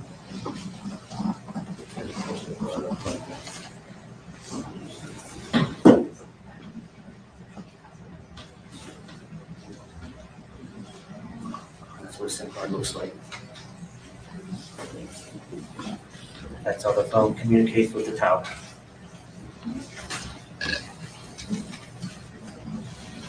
It's the serial number we just read. Please. And that's the, And we're gonna make it, because now you do it for me. I just wanted you to get some exercise, quite candidly. There's no book on this. This is sir. What do you want to put that right here? Wherever you can, wherever it's published on the screen. Put it up there.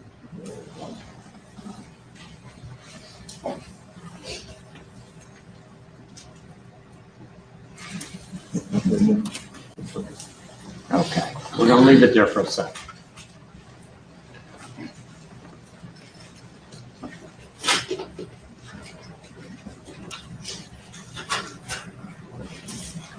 I'm sorry, may I approach? I apologize. That's the serial number, correct? Yes, sir. And it goes to a Sprint phone, correct? Yes, sir. you're aware that that SIM number can be tracked once you have the provider Yes, sir. to a particular phone. Yes, sir. Did you do that in this case? No, sir. Fair enough. You could take that SIM card back. I step down, Your Honor? Yes, you may. Hold on, let me run it back real quick. Phone, correct? Yes, sir. You're aware that that SIM number can be tracked once you have the provider Yes, sir. to a particular phone. Yes, sir. Did you do that in this case? No, sir. Fair enough. You could take that SIM card back. I step down, Your Honor? Yes, you may. So he basically saying with the SIM card serial number, you can track who phone that is or who phone came with the SIM card if you contact the provider. Miss Melody, shit, you might know something. You said that you done spoke on two things as soon as he said something about it. She said they should have took it back to the wireless provider. You said that. They say they didn't do that. And the lawyer telling them, you could have proved who phone it was if you would have took the SIM card back to the wireless provider. Miss Melody, let me find out you're a whole detective out here. Salute to you.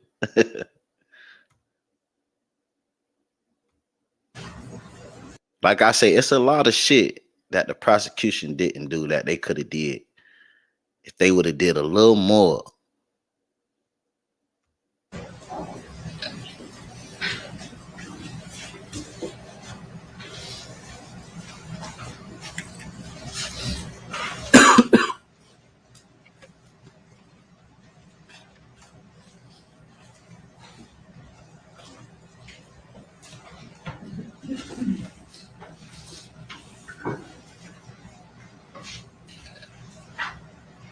Now, I'm sorry, tell me when you're ready. You Okay. put it back in the Salute, Pat, 150 salute. bag. It's gonna take me a few minutes. I'll wait till the next break.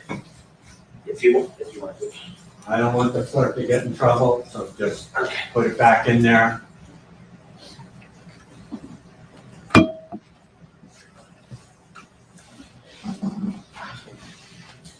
Let me return it to the table. The clerk's watching very careful.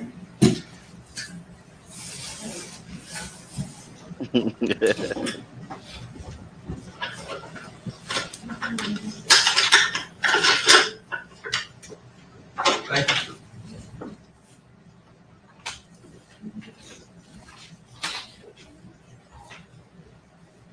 Thank you. Now, what I'd like to do is somewhat go in chronological order of your investigation, if I may. You get a call Hey, y'all hit that on like October button. 26, 2018, to report to the Memorial Hospital, correct? Yes, sir. When you get there at about 6 o'clock in the morning. Yes, sir. At 6 o'clock in the morning, you speak to the first officer, which would have been Officer Amador. Yes, sir. And also on the scene is Detective Bertram and Bermudez. Sergeant Bermudez. Yes, sir. Sergeant. I apologize. Y'all hit that like button. Hit that like button. And you are assigned the lead detective role. Yes, sir. And that is like a conductor in an orchestra. All right. I wouldn't categorize that, but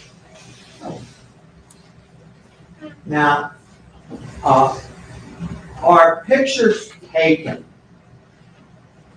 of the two individuals that were shot before they were removed from the vehicle, the Jeep? just No, sir.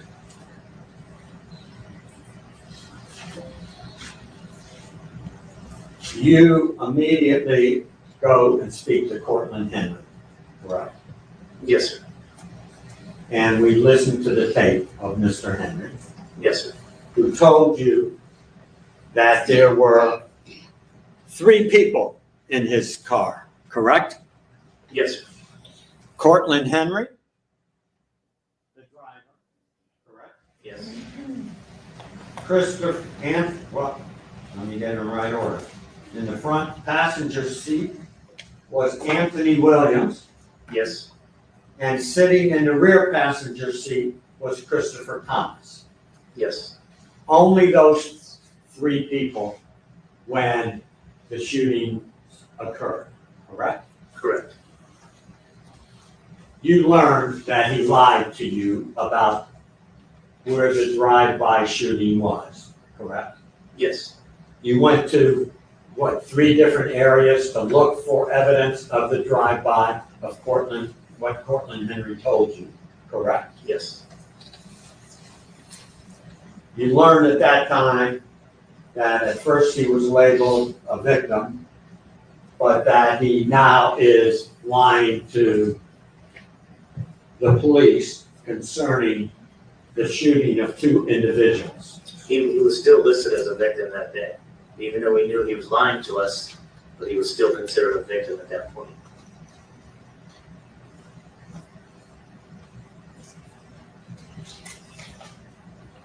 There is such a crime as lying to the police. Yes, sir, it's a misdemeanor. You could have arrested him if you so chose for lying to the police, correct? You're saying I should have arrested a potential victim of a violent crime on a misdemeanor? Could you just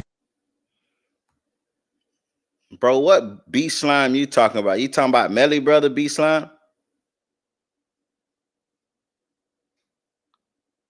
Come on, bro. Don't come up here capping. I'm finna do my homework while we watching this. And if you capping, you know you getting blocked, bro.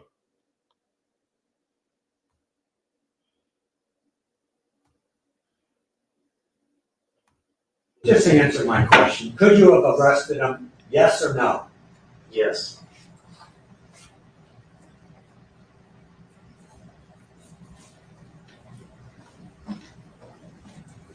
And you spoke to him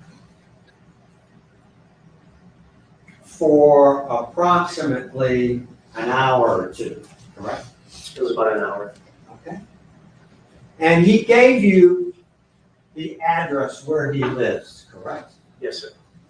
And that address was 18521 Southwest 44th Street, Silver Lakes, Yes, sir. No, Sunset Lakes. Sunset Lakes.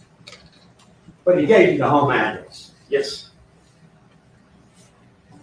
And he tells you also that Melly lives there, correct? Yes. He tells you Anthony Williams, one of the victims, lives there. Yes. He tells you Christopher Thomas, the other victim, lives there, correct? Correct.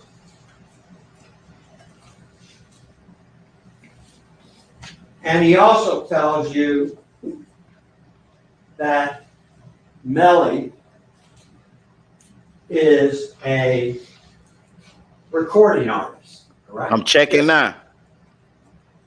And we learned from the testimony that $16 million went into Jameson Francois' bank account. Over a 30-month period, yes. Okay.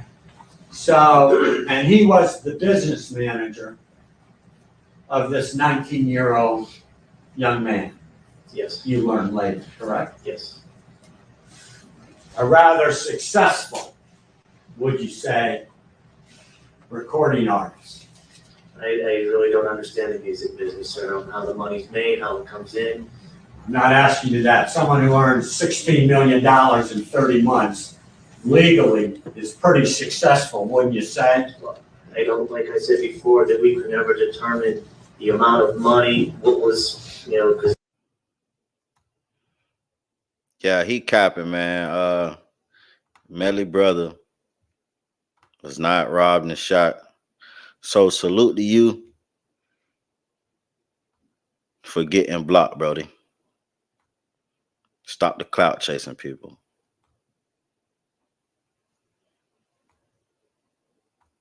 Because Mr. Francois had other clients, so we could never isolate what specifically is made by one artist over another. Oh. We just knew the money was there. So,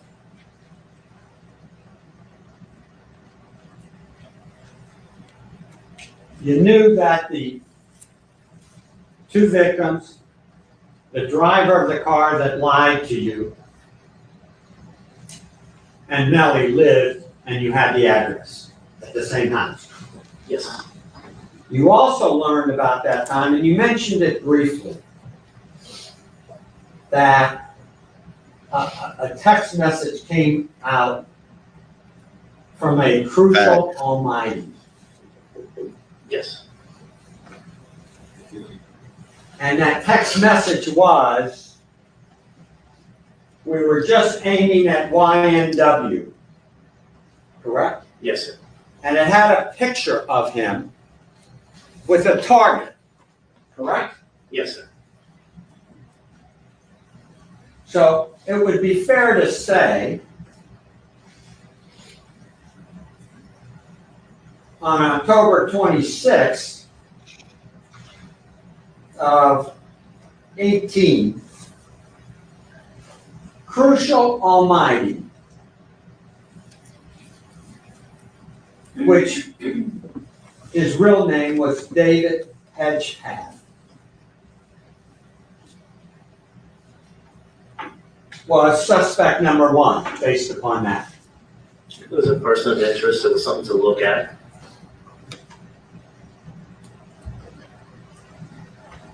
When did you, since you knew this, on October 26th of 2000, I need 5 people to hit that like button. when did you decide to talk to the David Hedgepath, Crucial Almighty, who said he shot at this young man inside a Jeep? What date? I first did a search warrant into his social media account where the comments came from, which then we was able to determine a better picture of Mr. Hedgepath was. So it was probably maybe 2 years later is when we interviewed Mr. Hedgepath. 2 years later. That would be in 20? Yes, sir. A year after this young man surrenders to you, to the police? I'm not sure the exact date, but February of 19. Would you agree it was 2 years after that? yes, sir.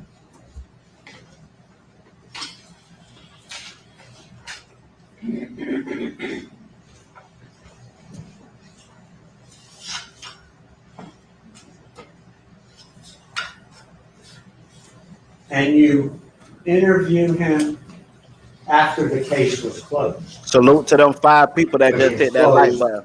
At the time of the arrest? Yes, sir. No, correct? Yes, sir.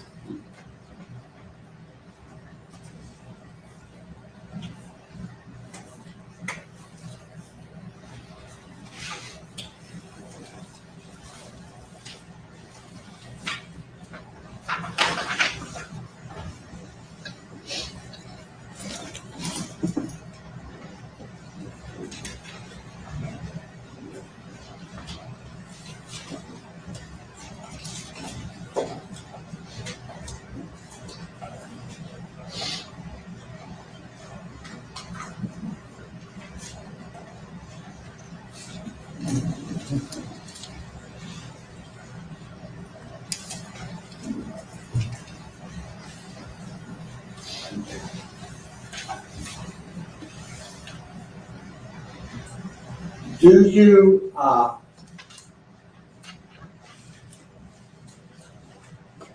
subpoena any records from him? His work records. And when do you subpoena those work records? About 2 years later, after we interviewed him. Okay. And I think you introduced them this.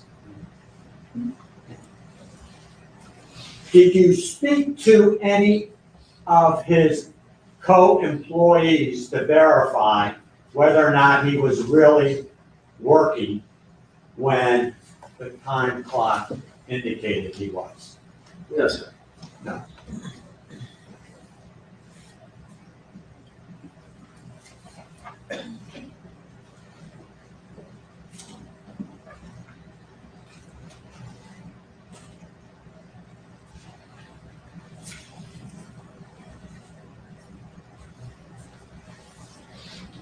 You also learned from Cortland Henry that they were having a problem with a guy named Benton. Yes. I'm going to label him as suspect number 2. Who is Bentley? He never could identify him. So last name unknown. Correct.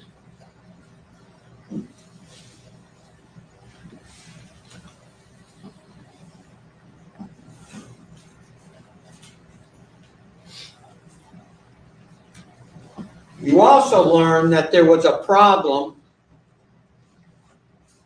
at Walmart where they got jumped and I think a necklace or a bracelet was stolen. A little pendant fell off one of them, yes. Okay. Did you go to Walmart to investigate that? No, sir. I'm going to make him suspect number 3 so far.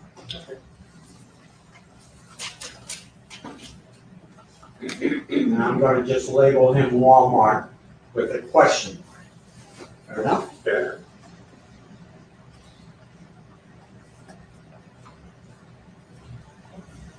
Did you bother to go and attempt to pull the surveillance of Walmart because they keep their tapes for a while?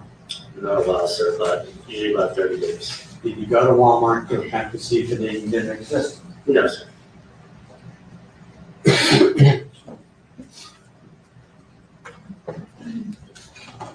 Now, you then, during October 26th, get the surveillance tape of the people coming out of the recording studio, correct? On which date, sir? The 26th. Yes, sir. You respond to the hospital in the morning. Yes, sir. By mid-afternoon, you get the surveillance tape, correct? Yes, sir. You identify, do you not, by the end of October 26th, all 8 people that left the recording studio? I think we had more like the 27th, everyone was pretty much identified. Okay. By October 27th, you identified Cortland Henry, correct? Yes, sir. Anthony Williams, Yes, sir. Christopher Thomas, Yes, sir. Trevon Glass, Yes, sir. Melly, Yes, sir. I'm missing 3 Jacoby Mills and Jacoby Mills, Octavius Withers Octavius Withers, and Adrian Davis. All 8 people that left the recording studio, and 2 had passed away, correct? Yes, sir. And you knew where all 8 of them were living, correct? Yes, sir. And that was at the 18720, whatever that address I read off before. The Sunset Lakes 184 Southwest 44th Street. You had that address, correct? Yes, sir. And you had observed of inside the Jeep, correct? Correct. And you knew that Cortland Henry had lied to you Correct. So you certainly, at that point, obtained a search warrant to look at that house to see if you could find any blood, any gun, or anything to tie up what happened in that car, correct? There is no way we could have got a search warrant for that house because there was no nexus to the crime to the house. And I have to establish a nexus between the two, or the judges will not sign the warrant. Did you even try, sir, to get a search warrant and go in front of a judge and say, I got 8 people who left the studio. They all live in the same house. The driver of the vehicle we interviewed lied, and the inside of the Jeep is covered in blood. And we're looking for the gun or guns and the bloody clothes involved in this. Did you bother to do that, sir? So like I said before, there was no connection between the house and the crime itself.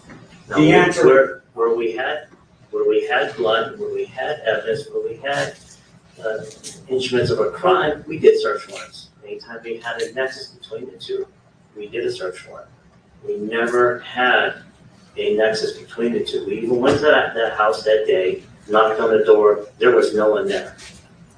You could have secured that house by officers standing in front of it and at least come to this jury and say, I went to a judge, explain to the judge, 8 people live in a house, 8 people left the studio, and a few hours later, 2 people ended up dead, and the driver of the vehicle lied to us about everything concerning the shooting. You could have done that, couldn't you? No, that's not how that works, sir. Not how it works. Fair enough.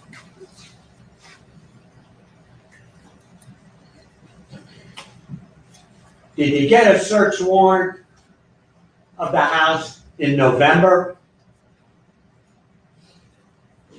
At all? You mean for which house, sir? The house where Melly lived. No, sir. How about December? They were already gone at that point.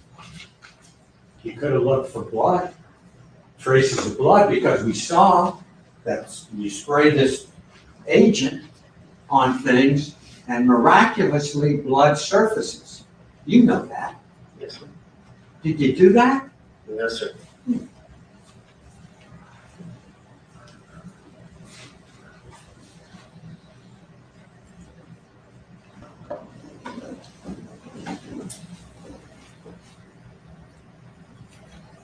You mentioned to the state that you spoke to an Adrian Davis and a Dontavius Withers, correct? Yes, sir. They were the 2 of the individuals that originally left the studio Yes, sir. and got into the red Mitsubishi. Correct. You learned from that. I haven't even asked the question. Hey, watch himself.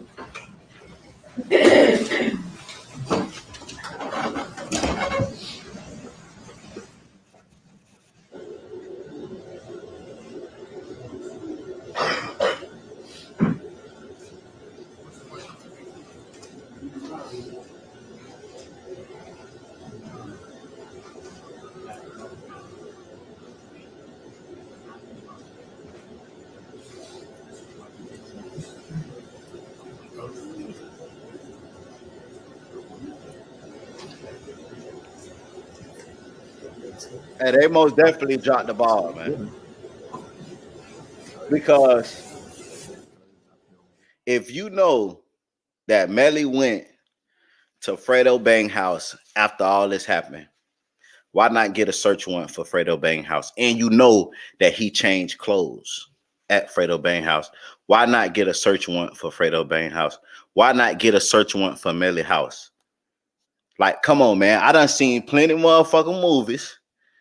and plenty shows and plenty first 48 episodes was something happened, somebody commit a murder or anything, the next step they doing is going to their house with a search warrant to see could they find any evidence. That's why I'm saying the prosecution dropped the ball. I'm talking about really dropped the ball on a lot of shit. It seemed like at the beginning they just rushed this shit. A lot of stuff that they did was after right before the trial started. Like, I don't understand, man. I don't think, my thing is, I don't think they was really trying to solve the case at first. But once they found out who Melly was, then they started doing their work. I don't think this was because this shit sloppy. There's no way they know that Melly changed his clothes and went to Fredo Bang house. There's no way it was a search warrant. It wasn't a search warrant for Fredo Bang house. There's no way it wasn't a search warrant for Melly house. Like, that's just crazy to me, bro. That's just crazy to me.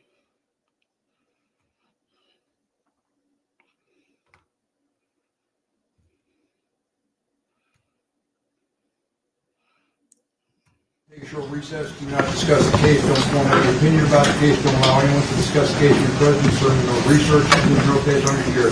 Thank you.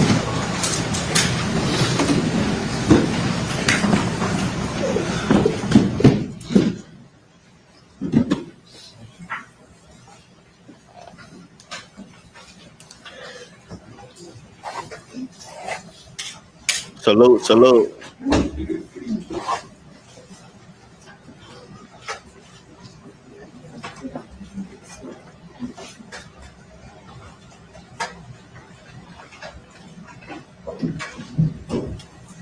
Thank you. Let the record reflect the jury stepped out. Counsel remain along with the defendant. Mr. Demons needs a restroom break.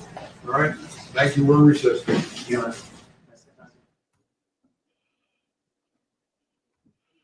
We're in recess. Hey, listen, I want to say this too. Whoever that motherfucker is that's next to that lawn on crime camera, they need to take their ass home. Them motherfuckers been sniffing and coughing like a motherfucker since this shit started. I've been trying to ignore it, but god damn. Y'all finna get the whole damn court sick. Y'all been sniffing and motherfucking coughing on the sly since this shit started.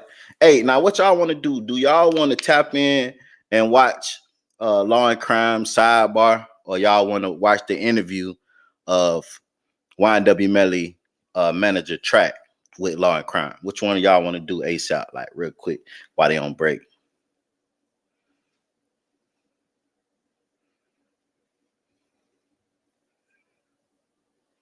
How they connect Melly, but couldn't connect warrants for Melly house and etc. Facts. Yeah, man, motherfucker been sniffing and coughing the whole fucking time.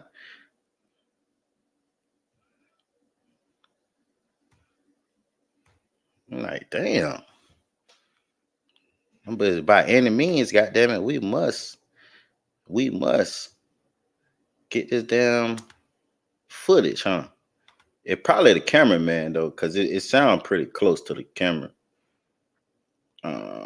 Okay, we gonna go to the interview with Track and Law and Crime Melly manager. Say, okay, everybody say interview. All right, we're gonna get it to it.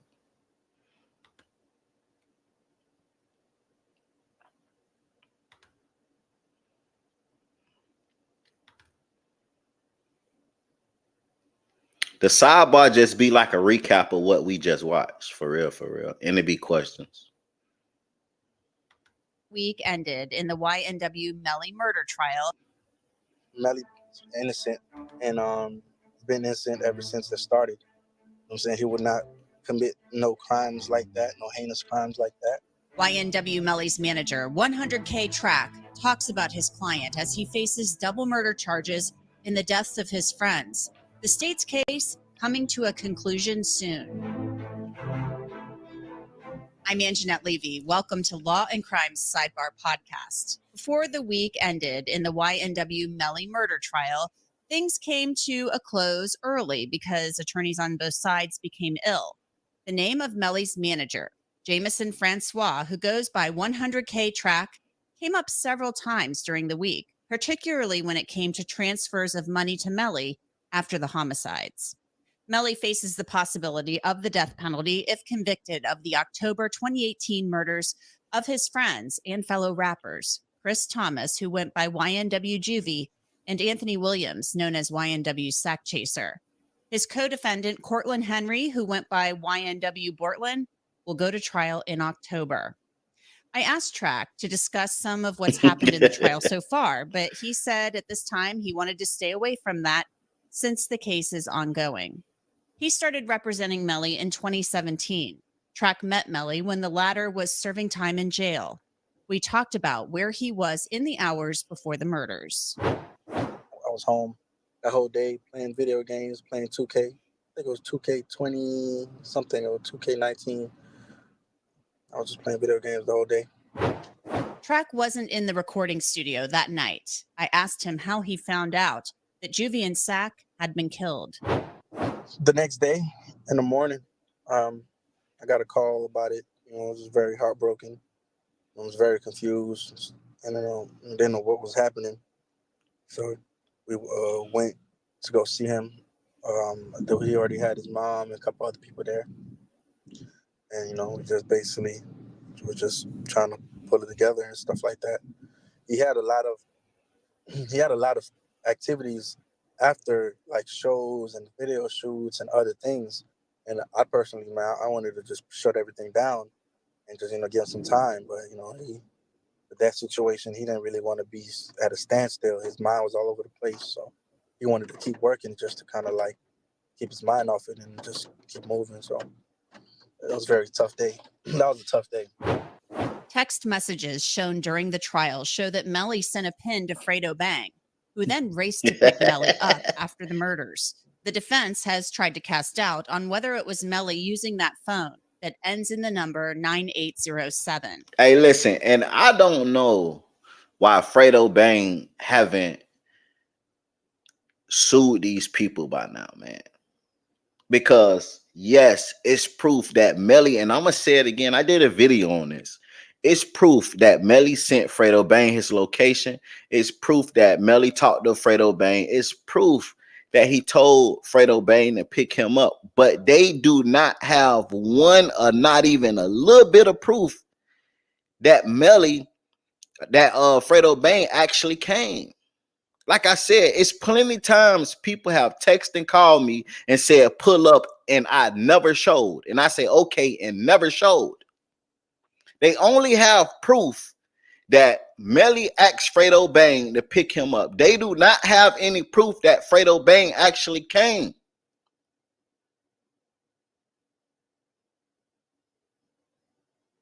Like, we must stand firm on this situation right here.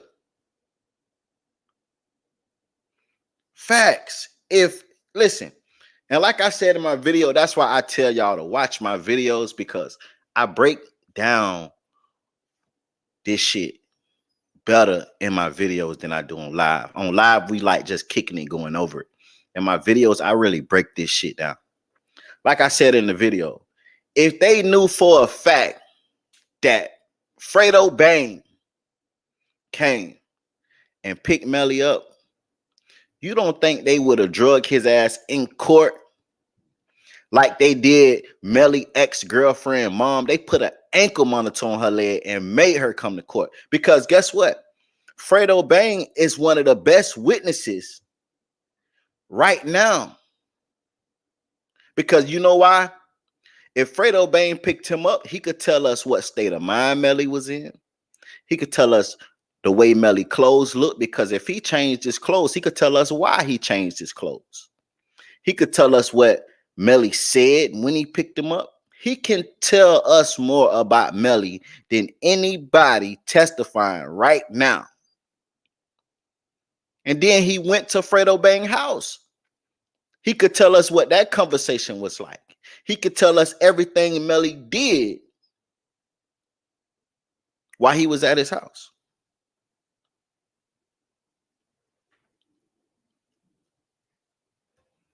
Like, come on, man.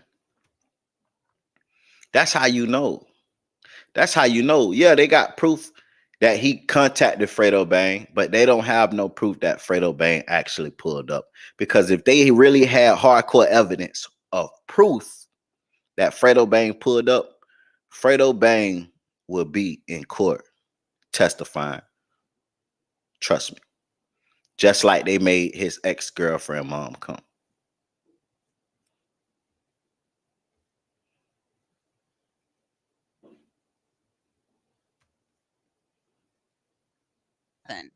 Portland claimed to police that they'd all been victims of a drive-by.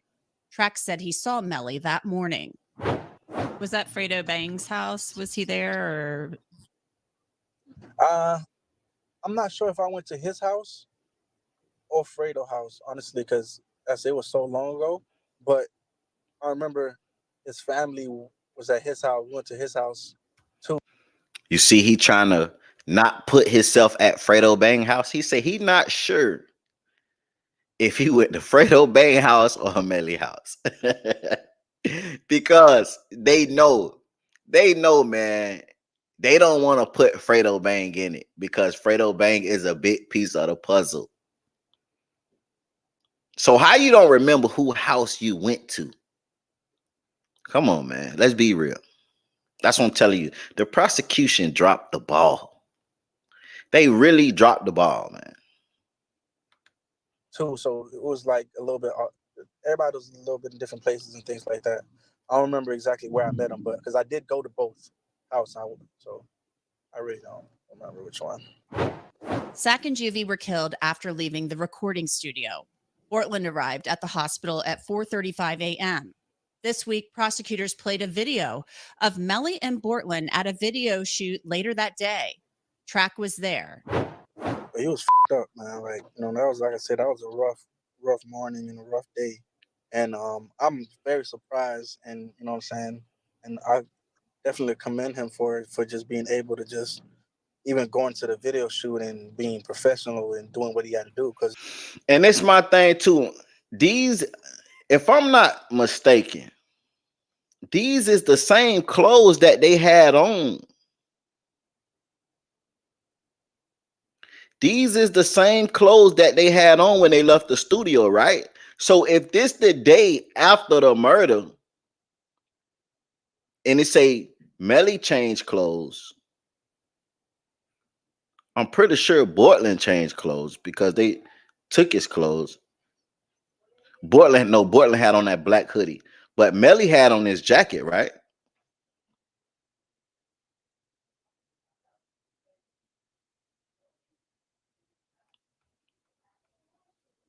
We're gonna look at the video of them leaving, but I could have sworn Melly had on his jacket, unless he got two.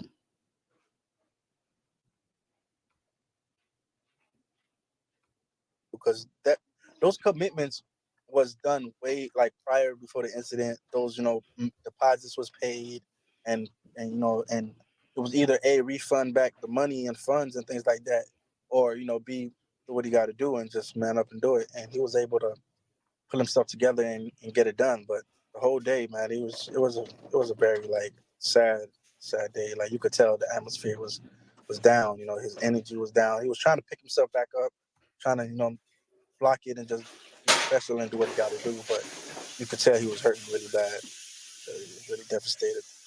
There was like a really big bodyguard with him that day, or at least it looked like a bodyguard. The woman in the video said it was. I mean, did you hire the bodyguard, or did he always have security, or were you worried for his safety? I always hire. And I just want to ask this: is this normal for your homie to be killed, just say Thursday night, Friday morning, and you go and do a video shoot the same day, and you hyped up and you gassed? Is it normal?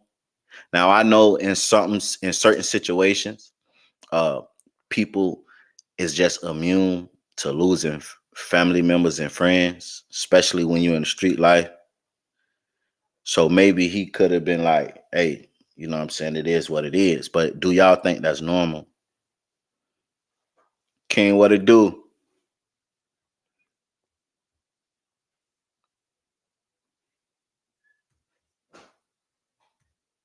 security and bodyguards whenever we're doing anything public. If it's a show or a video shoot or anything that's gonna be marketed or promoted to the public, we always hire security and things like that. It's part of my job to make sure he's safe and have those, or have someone around him that could make sure he's safe. YNW Portland told police that this was a drive-by shooting. That begs the question, who would want to hurt Melly and his friends? Did anybody ever threaten him and the other guys before this happened? You know, Portland said this was a drive-by. When you in the limelight and you're making money and things like that, you're gonna receive hate, you're gonna receive, death threats, you're gonna receive things from everywhere, from people you know, people you don't know, people who probably feel obligated or feel, entitled to things, people who might not even know you from the campaign and just don't like you. So, as an entertainer, your life is always your life is always being threatened by somebody or someone. So I'm pretty sure. But he always handled himself, well. He always made sure that he, do what he got to do in and out. He never lagged and never put himself in a place, for stuff like that to happen. So Was he getting threats? I'm pretty sure he was. I mean, I get threats. Entertainers get threats. I got artists now that get threats, and they're not even as big as he was. So yeah, 100% he was getting threats. I mean, I think that comes with this game, though. It comes with the money, it comes with the fame, it comes with people wanting to be, in your shoes or just don't like you for no reason. I think that's standard when it comes. It's part of the application.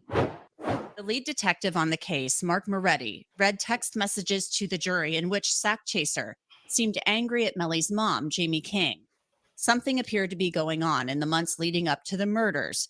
At one point, Melly told Sack that she had sold her soul and called his mother many names. Then she keep telling people about me, and I'm not even worried about her, bro. I'm trying to do me. Why?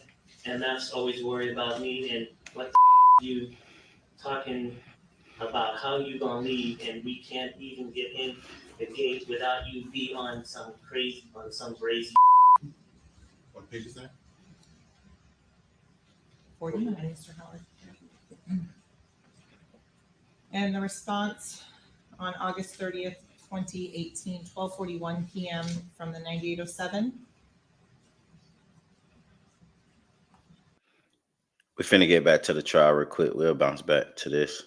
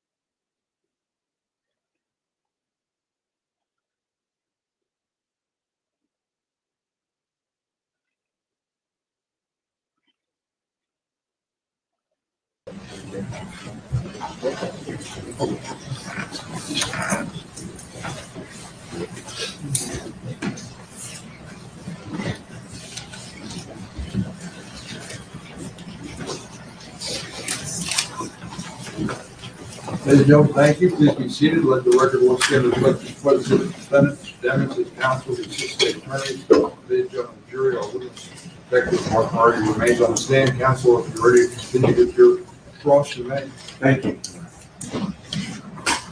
I think we were on October 27th, but I want to go back to October 26th. Yes. Leave the hospital. You go to various areas to look for a drive-by, and you learn that Cortland Henry lied to you. Okay? Yes. Do you not get a search warrant for the Jeep? Yes, sir.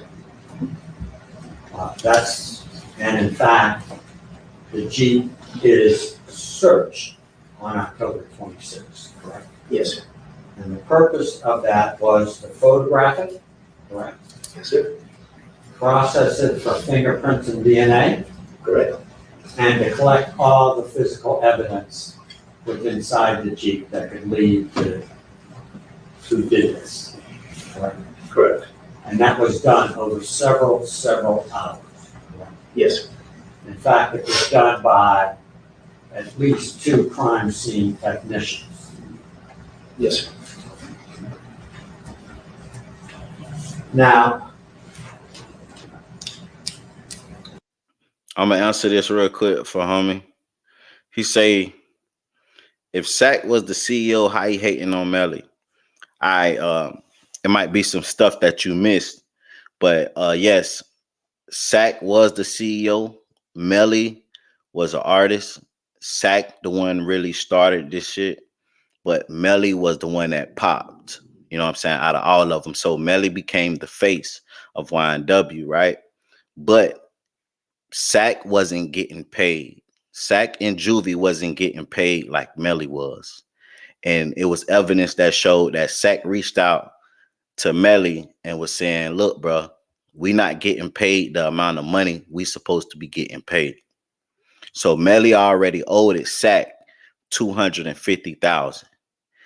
Track and Melly was trying to sell YNW to someone for $500,000. And Juvie was gonna get 100,000. Sack was gonna get 200,000, and Melly was gonna get 200,000. But if he already owed Sack 250,000, then majority of the money would have went to Sack. So Sack was already on Melly because he wasn't getting the amount of money that he thought he should be getting paid by him being the CEO and the founder of the situation. So Melly is the artist. Melly manager is cutting him the check. And Melly is cutting the check to Sack. So Melly determined what Sack gets. But Sack was the CEO of YNW. Melly was just the face.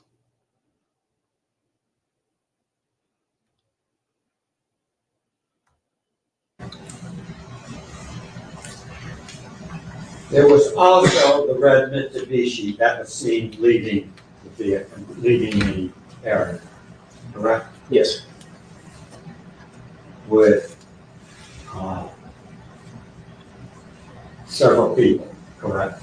Yes, sir. That you ended up interviewing over the course of this investigation, correct? Yes, sir.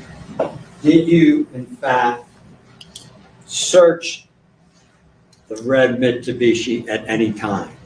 No, sir. Did you, in fact, process the red Mitsubishi to get fingerprints to determine who was inside that vehicle? No, sir.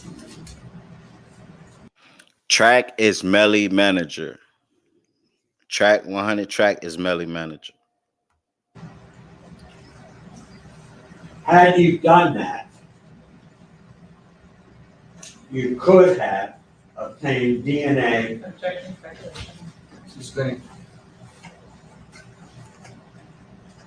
If you did that,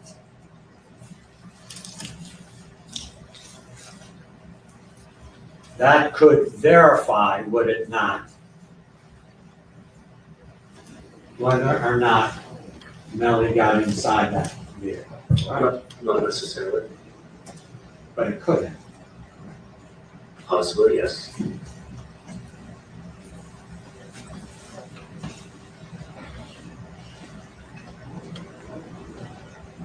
October 27th, I think we were done at. You interviewed, What was the as month? you indicated, Dontavius Withers again, correct? Yes, sir. I need 7 people to hit that like At button. the end of October 27th,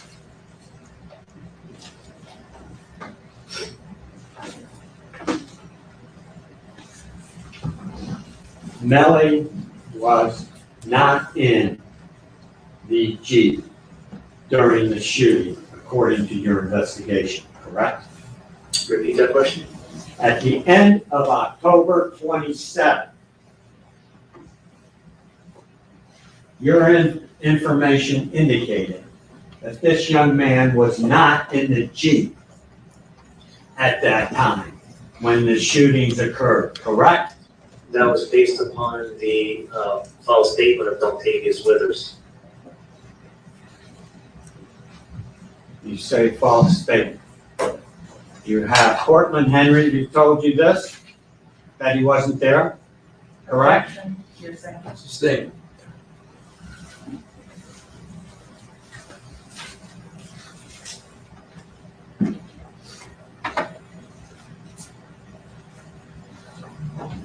Did you learn that the day of them going to the studio, that Christopher Thomas and Anthony Williams went to the flea market? I don't know which two went. I could have sworn Dontavius went to the flea market. Maybe it was Chris Thomas and Anthony Williams. And you've already indicated you don't go there to verify or prove or disprove. Correct.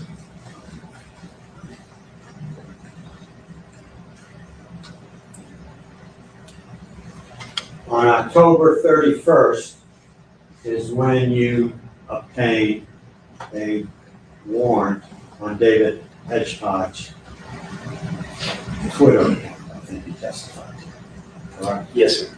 You said October 31st, Yes, sir. Halloween day. Correct? Yes, sir. But you don't interview him until 2 years later, 2 or 3 years later. Correct. On November 1st, you again searched the Jeep, correct? Yes, sir. So that's the second time you've searched this vehicle, correct? Yes, sir. The 26th, and now November 1st, correct? Correct. And again, that is to collect any evidence, process it. If you missed any evidence, No, so if my recollection stands correct, the second search warrant was for a trajectory analysis being conducted by Mr. Kelly.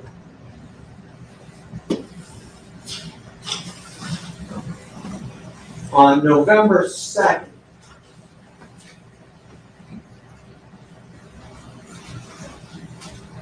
you interviewed, do you not, Christopher Thomas Sr., On which date? November 2nd? November 2nd, Chris Thomas Sr. Yes. Oh, at the funeral. Yes, sir.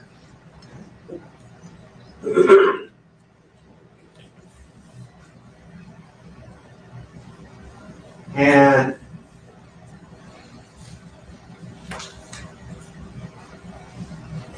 without telling us what it is, what he told you, you discovered there was a problem. Hearsay. Sustained.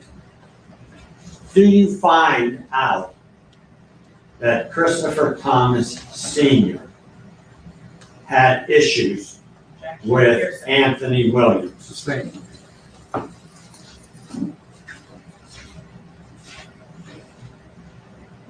Salute to Mickey Chu.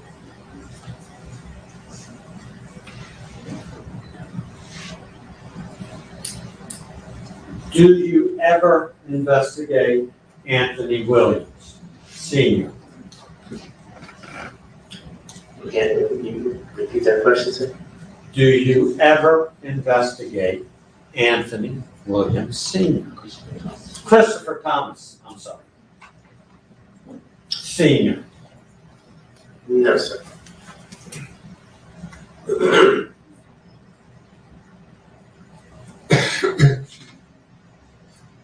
I'm gonna make him suspect number 4. Okay.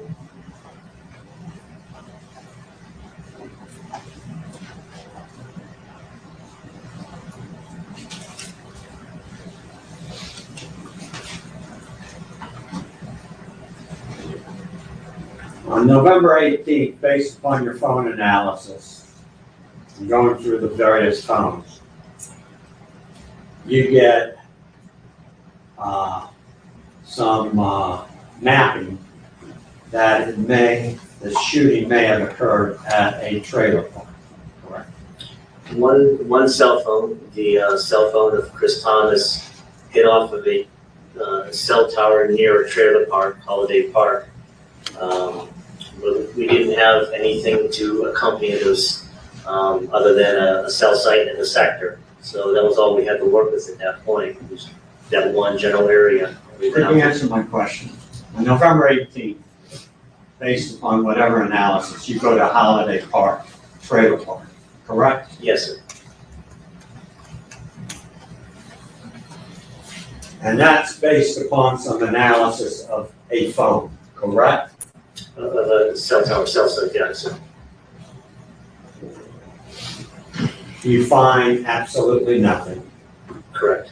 And you learn that basically you went on a wild goose chase based upon your analysis of that one phone, correct? Yes, sir.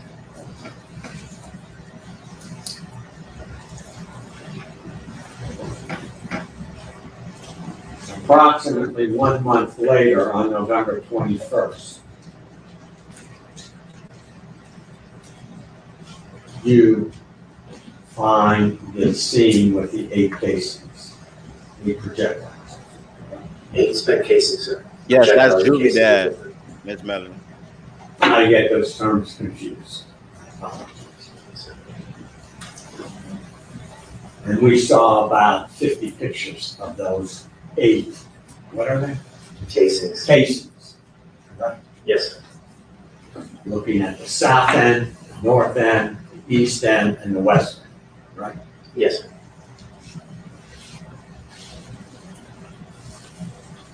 7 days later, do you search the Jeep again? I'm not sure when we went back to the Jeep. If I showed you something that would refresh your recollection? Yes, sir. I need 3 more people to hit that like button. Yes.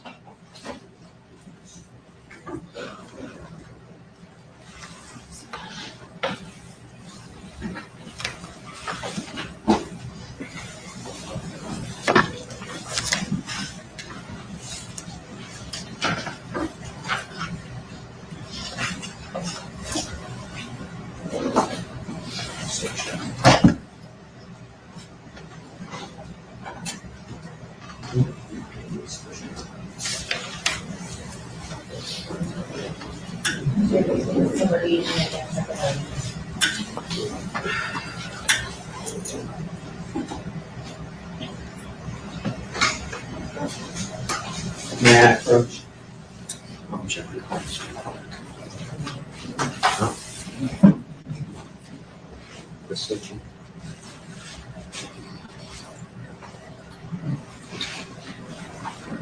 May I approach? Yeah, just identify what you're working with. I'm looking at a report and a timeline. Yeah. Yes.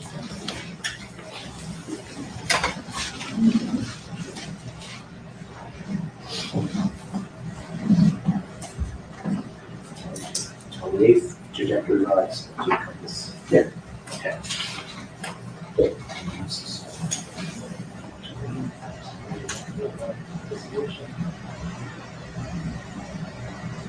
Okay. So on 11/28, you go back to the Jeep for the 3rd time, correct? Yes, sir.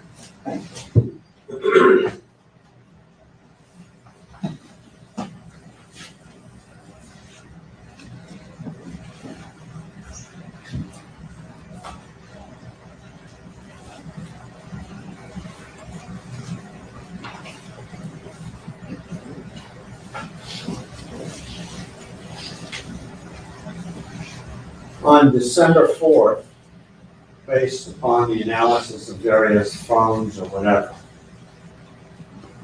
you, along with Miami-Dade Police and ATF, search a canal off of I-75, correct? Yes, sir. And that was based on some pinging or mapping of the 9807 phone, correct? It was not the pinging, that's the proper terminology. It was the true call data, which placed the phone near the C9 canal. And both Miramar Police, Miami-Dade Police, and ATF, after searching the canal, find absolutely nothing. Correct.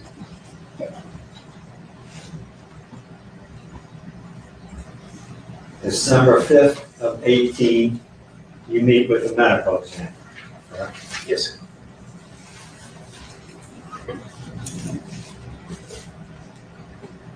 Now, approximately 3 months later, January 27th of 19, you execute a warrant on an apartment located at 5700 Tuscan Place, apartment number 307, Margate, Florida, correct? It was the 28th, sir. The 28th, not the 27th? Correct, sir. Okay, I stand correct. On January 28th, you execute a warrant on that apartment. Yes, sir.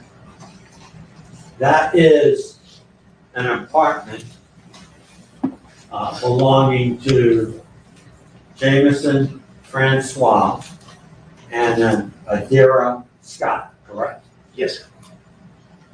That's the same Jameson Francois that had some 16 million in his account. We're talking about the same person, correct? Yes, sir. You go there 3 months after the shooting with BSO officers, correct? Yes, sir. ATF officers, Yes, sir. K9 officers, Yes, sir. and the SWAT team. Yes, sir.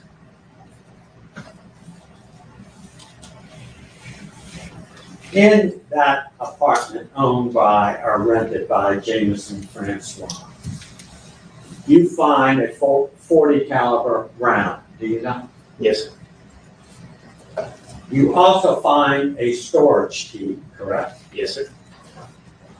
That leads to a locker, a storage locker, correct? Yes, sir.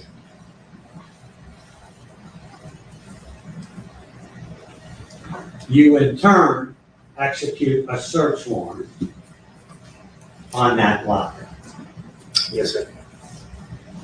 I think it's storage unit 5, if I can read my writing, 509, located on South State Road 7 in Margate, correct? Correct, sir.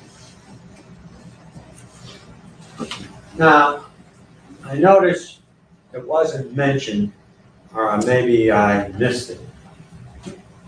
But in that locker, you found, did you not, a black holster, correct? Yes, sir. You found another black holster with a Glock back strap on it, Yes, sir. and a black holster with a magazine holder, Yes, sir. and various gun locks, correct? Yes, sir. No guns. No guns.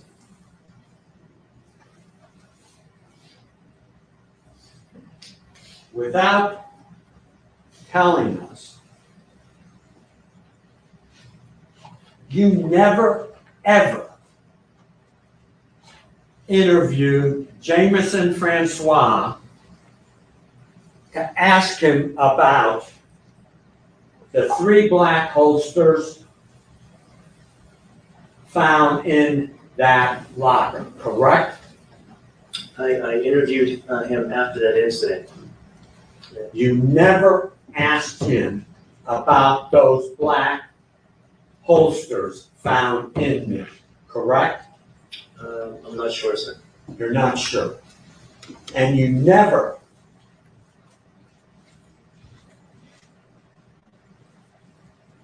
asked him about the gun locks, correct? Correct. And you never, ever, as we sit here today, know where those guns that were locked in his storage unit are, correct? Correct.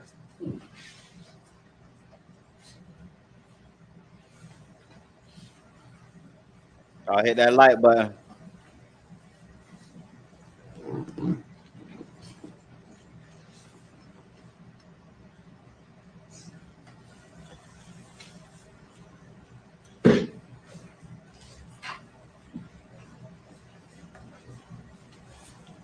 And then on January 27th, I think you testified, Cortland Henry was arrested in Texas, correct? Correct, sir.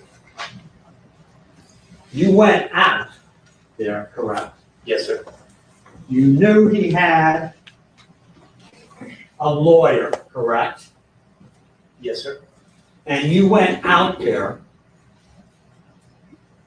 to question him, despite the fact that you were aware that he had a lawyer, correct? Maybe a punch? Sure. Hey, man, why he all? Hey, man, why when they be objection and shit? Hey, why the lawyer always be looking like that, man? He be looking like he.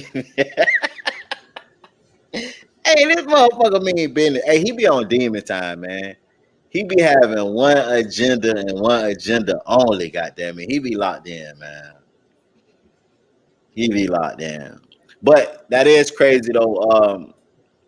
You know what I'm saying? For a witness to say that, you know, Track got rid of the guns and then you find holsters in his storage. Why you didn't ask him about that when you interrogated him? But I do want to be fair. If I heard right, Track do have gun license. So for him to have holsters inside of his storage, that wouldn't be, you know, alarming.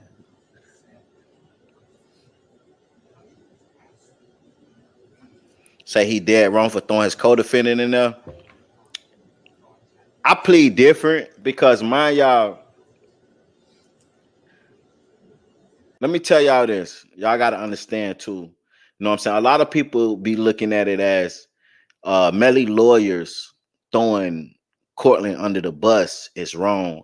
It's really not, because anything that's said in this case right here can't be used against Cortland when he go to trial.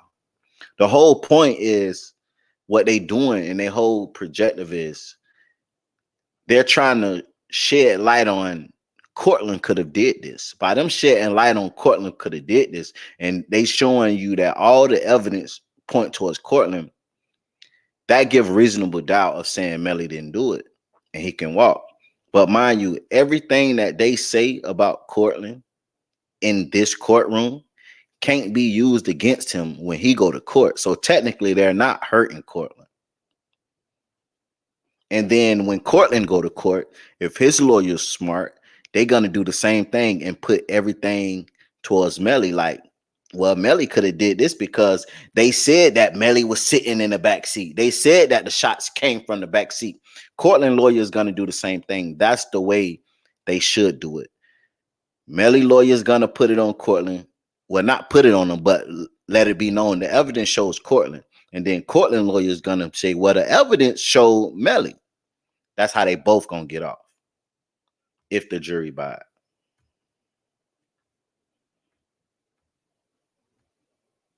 His rights were never invoked.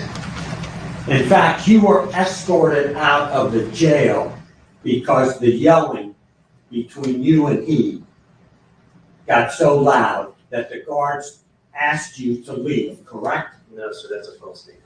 False statement. Now, there came a time that you issued a warrant for this young man's arrest, correct? Yes, sir. And the people that generally execute that warrant are the U.S. Marshals. Yes, sir. And you gave them a picture of this young man, which is, of course, standard operating procedure, correct? Yes, sir.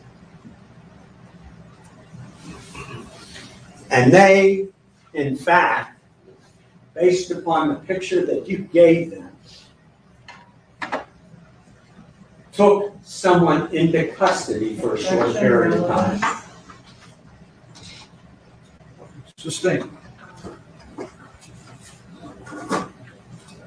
The person that the marshals took into custody, Sustained objection.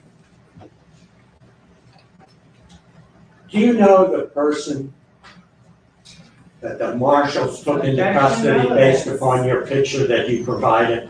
I sustain the objection. Your Honor, Still further opposed. instruction. Counsel, ask your next question. On February 13th, Melly voluntarily surrendered, correct? Yes, sir.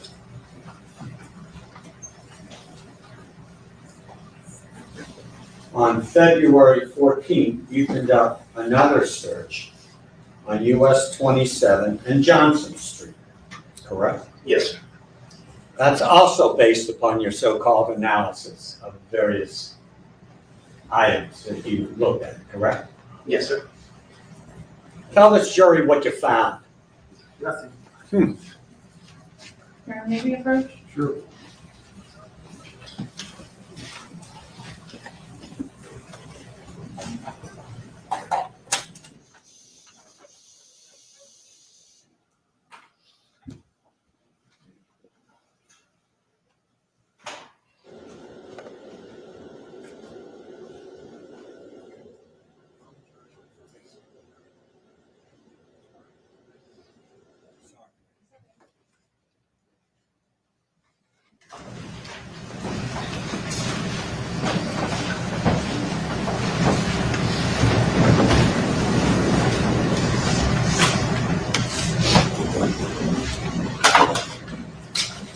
May I proceed?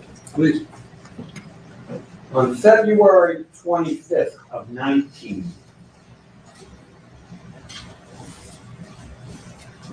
you execute a warrant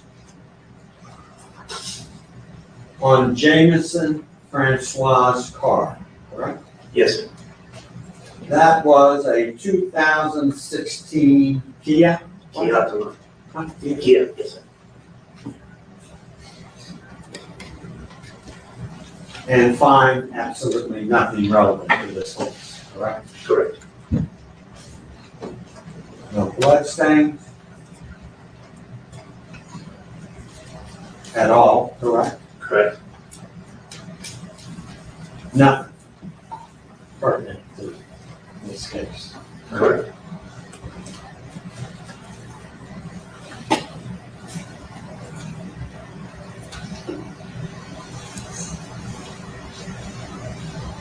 On February 28th of 19,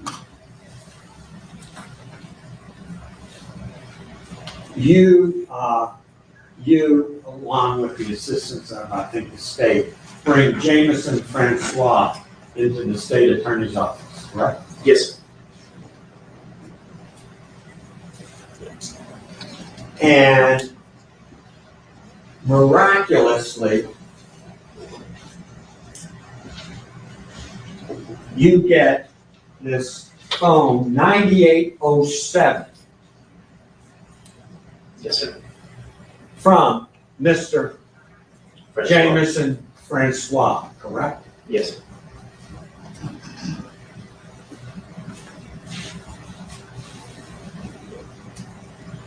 You have, as we sit here today, no idea how long he had that phone, correct? That's not true, sir. We kind of, from the interviews in the cell, in the interview from the jail calls tell us when it was, when the defendant talked to his mother and told her they need to get the phone over to track, which was Jameson Francois. So it was right about that time that we got transferred over.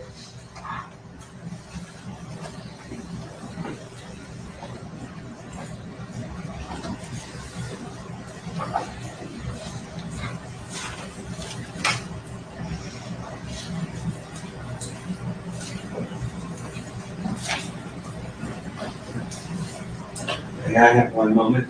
Or this could be a good time to break for lunch. So I can locate. All right. Ladies and gentlemen, we'll take our lunch and recess now. We not discuss the case, don't form any opinion about the case, don't allow anyone to discuss the case in the presence or no research. We'll see everybody back at 1:15. Thank you, no pay those chairs. Have a nice lunch. Thank you.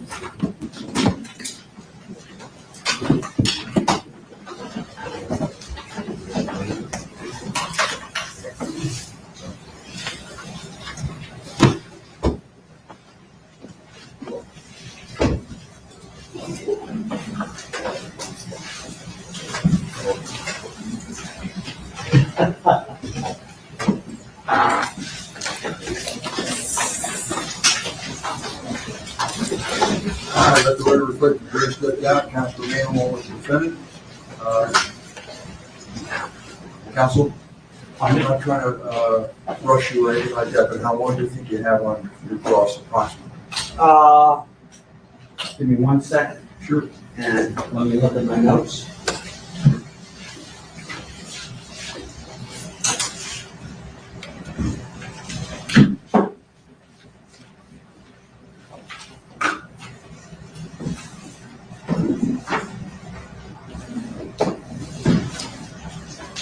I'd say between an hour and a half to 2, hopefully closer to an hour. So how much redirect you might have? 30 minutes or so? Pardon me? 30 minutes or so? So we can call in your witnesses now. Yeah.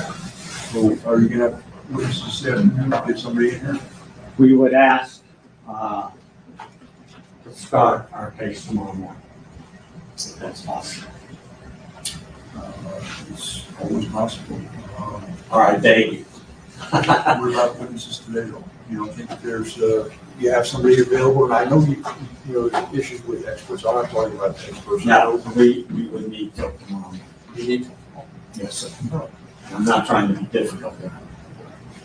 I didn't anticipate, we did not anticipate the state would be that brief this morning with the detective. So you call, assuming, you know, that that it goes as planned today, We'll be ready to rock and roll tomorrow morning at 9 o'clock. Okay, all right. Anything to discuss, Council? The council be so kind as to tell me who they are calling, as I've been gracious enough to tell them. We will, when we make the final decision. Fair enough? Fair enough? All right. Have a nice lunch. We'll recess.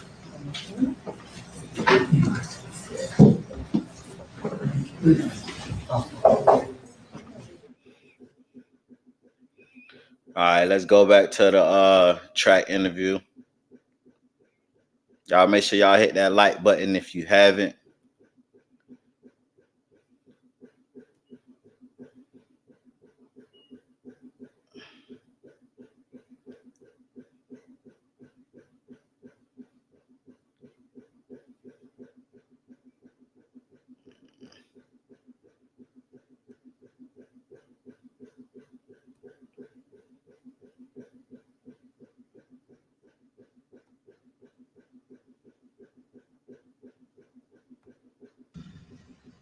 Like, I don't even be knowing what the to say.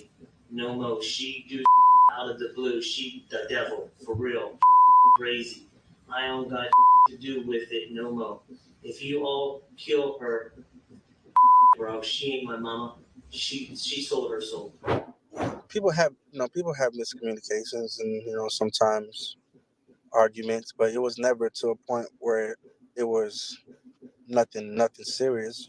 At the end of the day, that's his mother, and we all know that. From Sack to his friends to whoever, they're always gonna have the uttermost respect for her. certain things, as a mother, she may not like or find appropriate.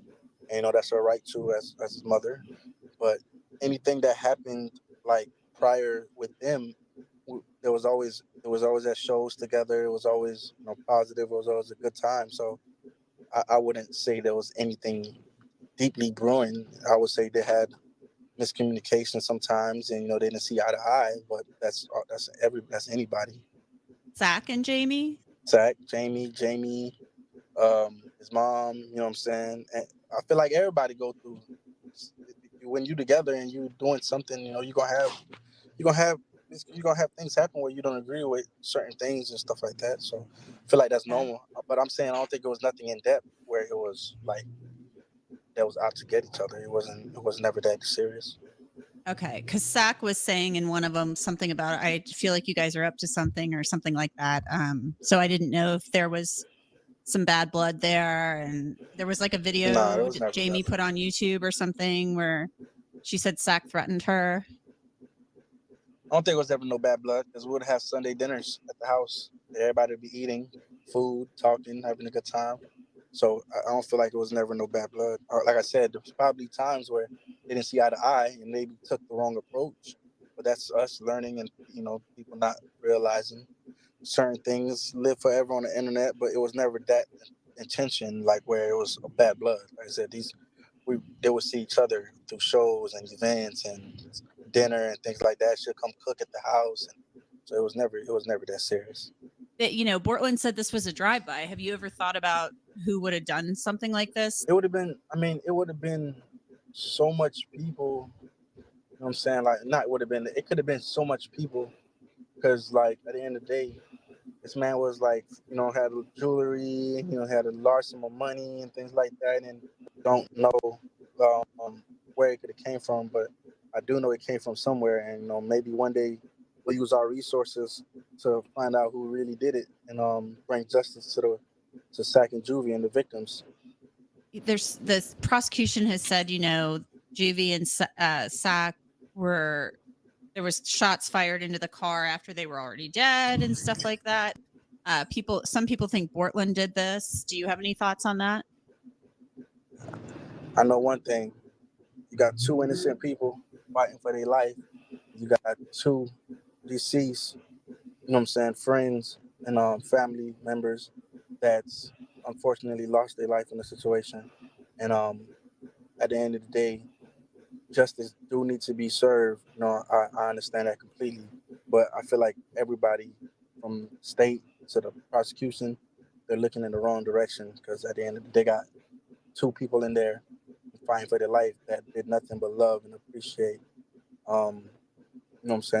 those are two individuals. So no, I don't think anything like that at all. Melly has talked in interviews about having two personalities and maybe even more, but specifically he has talked about Melly and Melvin. I asked Track about whether Melly truly believes he has two personalities or whether it's part of his act. If he had two personalities for real, I think that would have been way before, the music and all that stuff.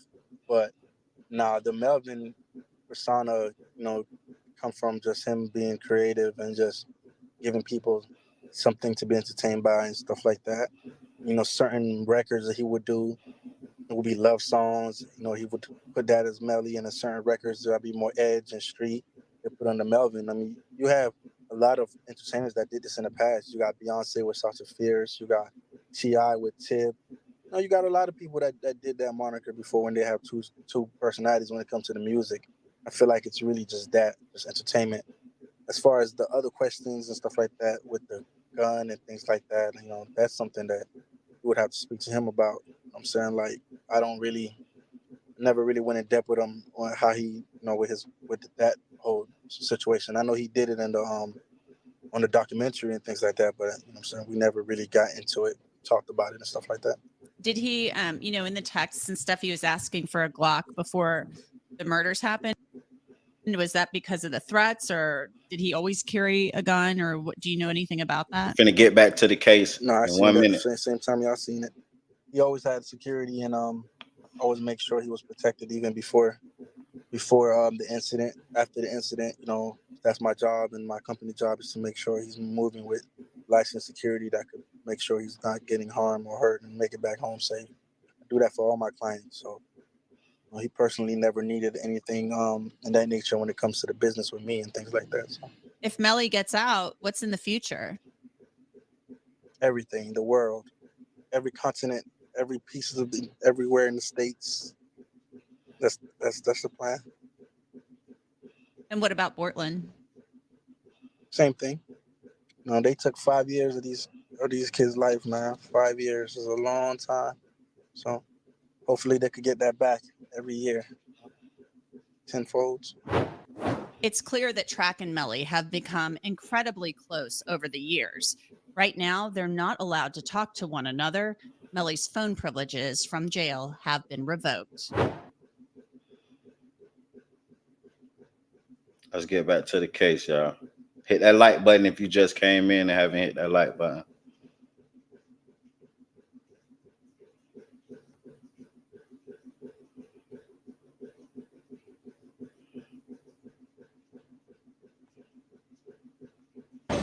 Mark Moretti will next on the stand, the jury is adjourned. Counsel, are you ready to proceed? Yes, sir. Let's stay. Yeah, we're printing out her copy of jury instructions for Mr. Howard at his request. Just Who utilizing them?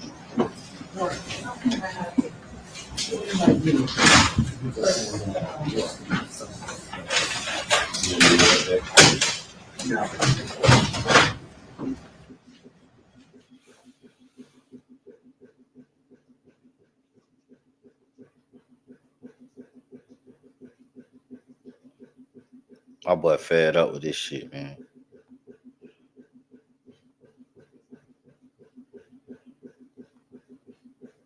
Two parts GSR.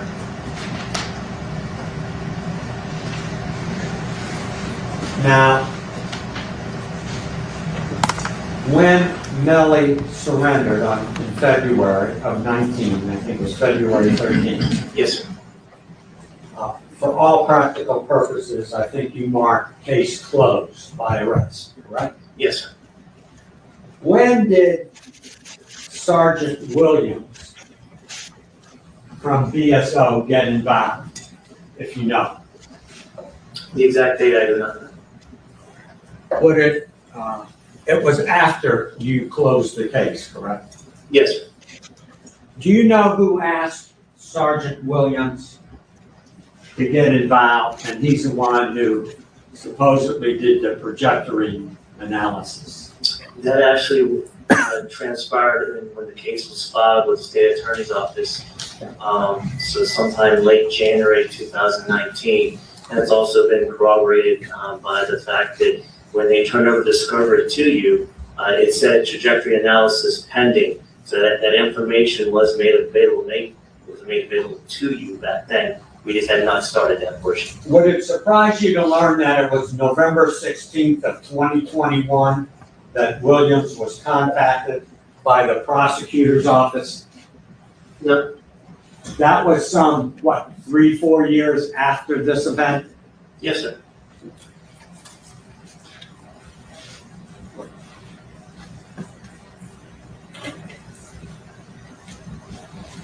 Would it also, you met with Sergeant Williams, correct? Yes, sir. And would it surprise you to learn that after meeting with you and looking at your reports, he put that aside? I don't know, sir. Would it also surprise you to learn that he came into this courtroom and said, Sustain.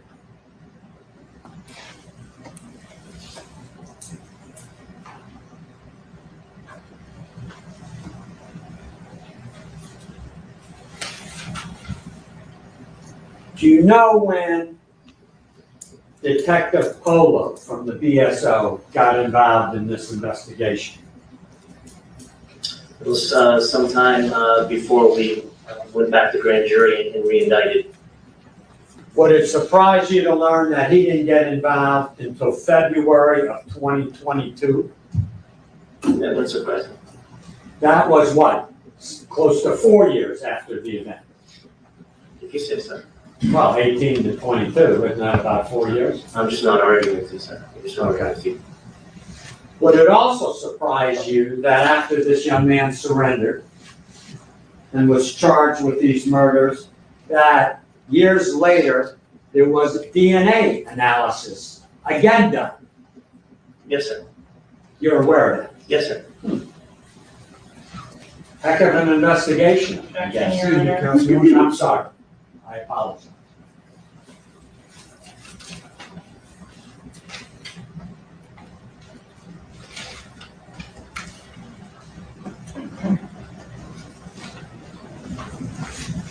Would it also surprise you that after the Jeep was searched and processed hours on 3 different occasions, that miraculously Sergeant Williams found additional evidence in the vehicle that obviously someone missed? Yes, sir, I read that. So someone did do their job completely. Objection, Your Honor. Stay.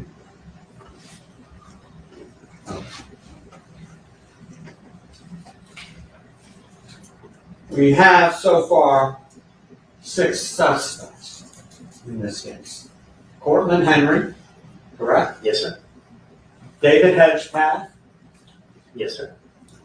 a guy Bentley unknown because you didn't bother to look at that. Objection, Your Honor. Correct. You missed it. Sustain. Bentley, correct?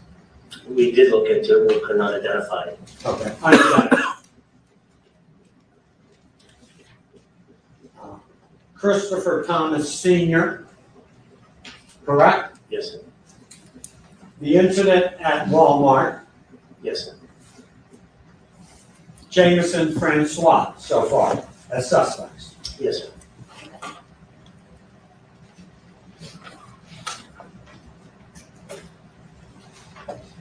You also talk about a Montrell Rowe as a potential suspect, correct?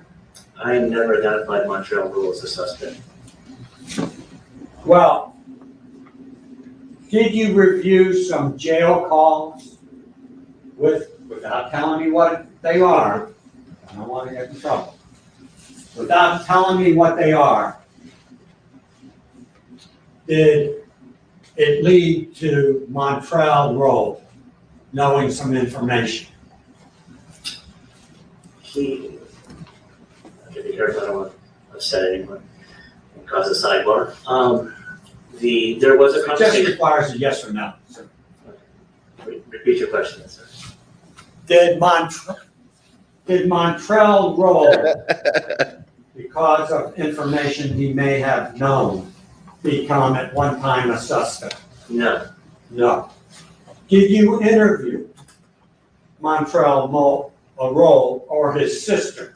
his sister, yes. And without telling me why or what was said, that was because of some information, whatever that information was, dealing with these murders, correct? Correct. Now, there was talk, I think by you, at the request of the state, about a Jay Green. Yes, sir. Jay Green was someone who had, based upon your investigation, threatened this young man, correct? And there was some tension between the two of us. Did you bother to interview Jay Green? I did not because, It only requires a yes or no. Sir. Okay. So No, the sir. answer to your question is, and you keep writing those notes down, Objection, you did Your not. Honor. You did not even take the time to interview Jay Green, correct? correct, sir. That's suspect number 8.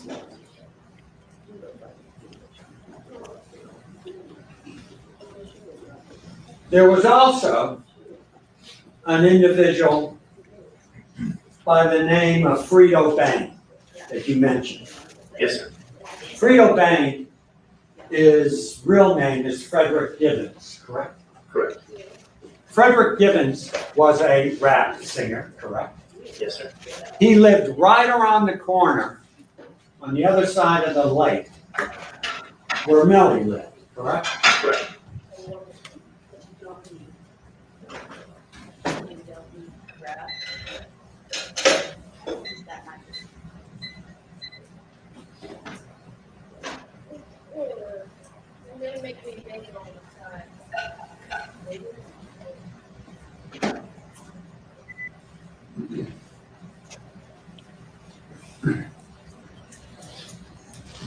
There was also some talk on the various phones you analyzed of putting this young man on the plate, right? Yes, sir. That is a fancy way or a code way of saying, I'm gonna kill him, correct? Correct.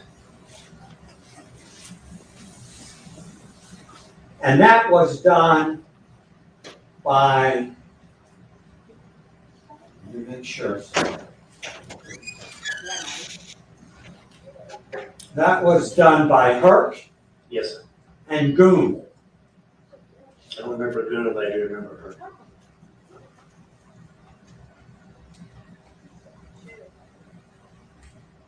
Did you take the time to interview Herc? No, sir. So that would be suspect number. Objection, Your Honor, to bring you to discuss that. Like, I'm just saying, objection, Yes, sir. you refer I'm to trying. no argument. Yes. That would be suspect number 10. Yes, sir. There was mention about Goon, who was on various messages, also threatening this young man because he wasn't responding to her or any of the other upper echelon people in this gang called the Bloods. Correct? Correct. Did you talk to Goon? No, sir.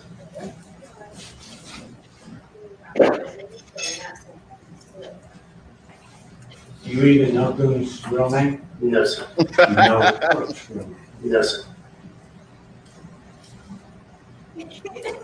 And I think you mentioned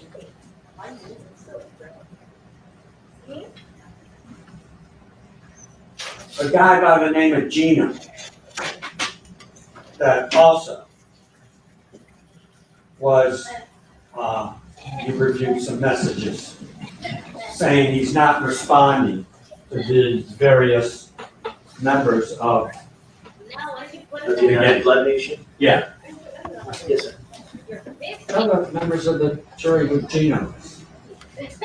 Probably another gang member. Do you know his real name? No, sir.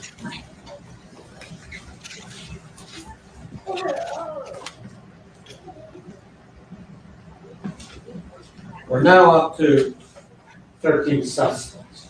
Yes, sir.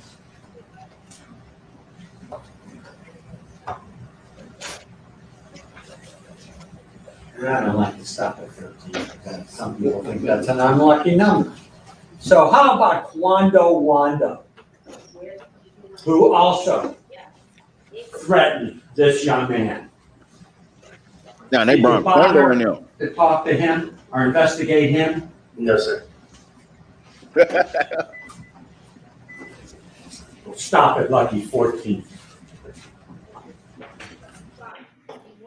So what he just did was he identified 14 people that had motive that could have did this.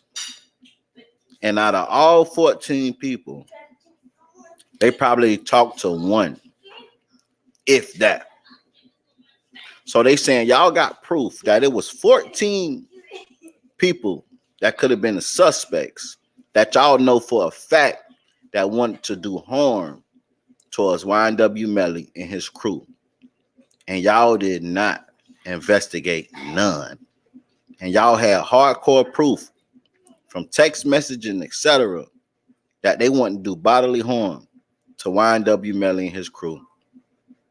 And y'all ruled them out without even talking to him and went directly to Melly.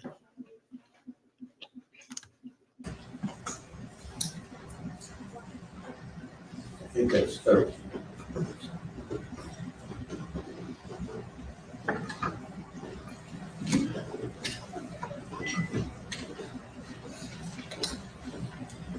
Now,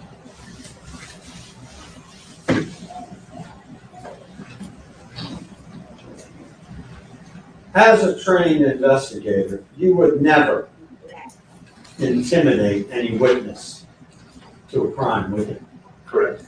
You would never threaten a witness if he said something you didn't like, would you? Yes. You mentioned the name of Patrick Deloche. Yes, sir. Hey, Miss Marcella. And you mentioned that you interviewed him as a potential witness, right? Yes, in the presence of the state attorney. Okay. And didn't you? Y'all make sure y'all go follow Miss Marcella right now, man. If y'all want them gems and them jewels, y'all go follow Miss Marcella. Salute, love.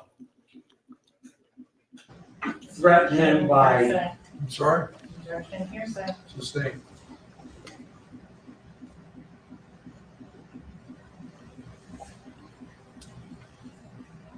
Didn't you threaten Patrick Deloche without telling me what it is? No, sir, I don't believe I threatened him. Did I advise him that lying to us could result in him being charged with a crime? Patrick Yes. Deloche.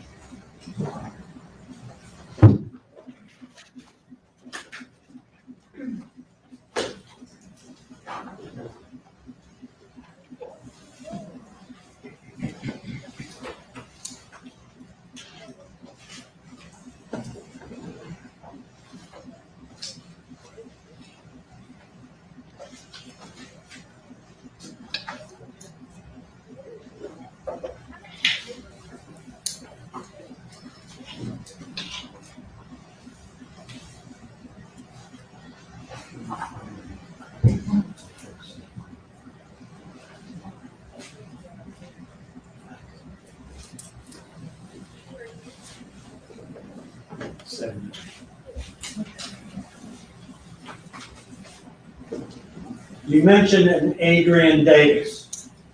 Yes. Did you threaten him at all? No, sir.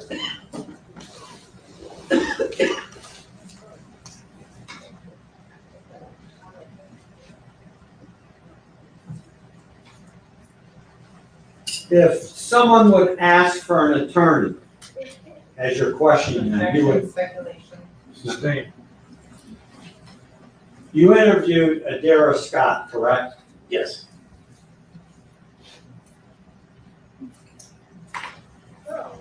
Did you threaten her? Did not threaten her, sir. I advised her that not being truthful and honest could result in her, her being arrested for accessory after the fact. And go to prison for a long time, correct? Hearsay.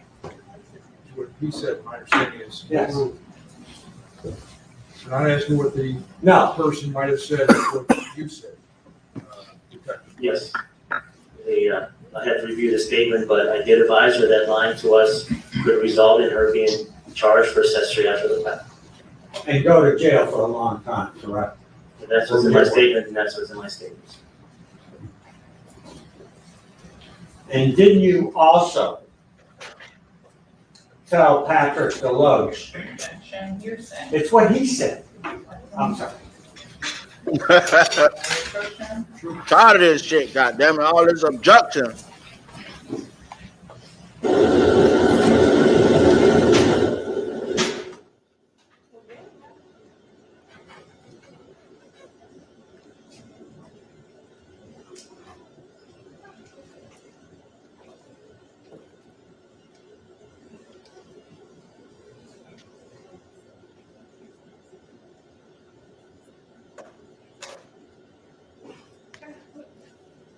Y'all done got quiet now. How y'all feeling, guys? Damn, what's going on? How's it looking? Look like the detective's been threatening witnesses and some motion, allegedly.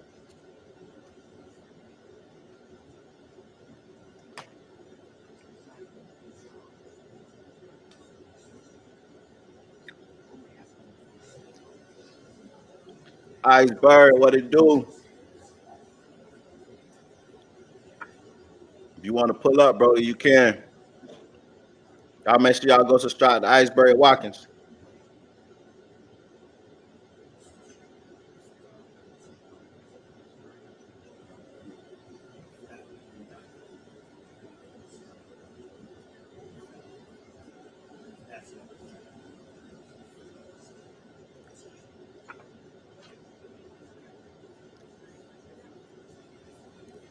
Say, Judge, Ty, hey, listen. If one thing I don't know, and one thing I do know, I know he tired of these motherfuckers.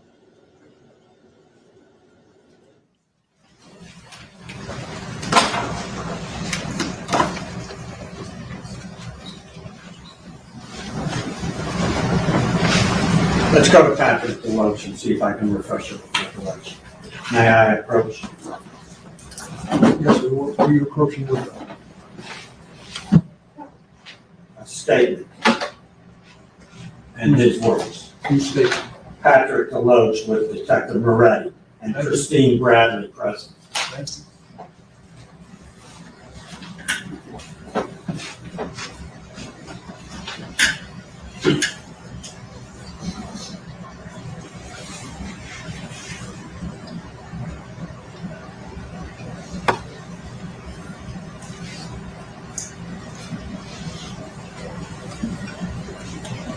That conversation was not specific to the murder. That was specific.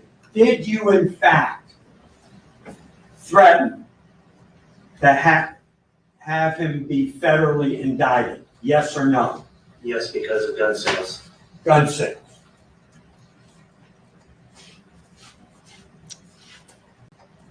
Did you in fact tell him that he would not see his kids for a couple of years? Possibly. Well, may I approach? Yes, sir. Sam. Get him. Yes, sir. He ain't come to play, goddammit. You said it. It's right here. You said it. Stop the bullshit. Yes. Yes, sir. I ain't gonna lie, I like this lawyer right here though. He get personal. You said it, motherfucker.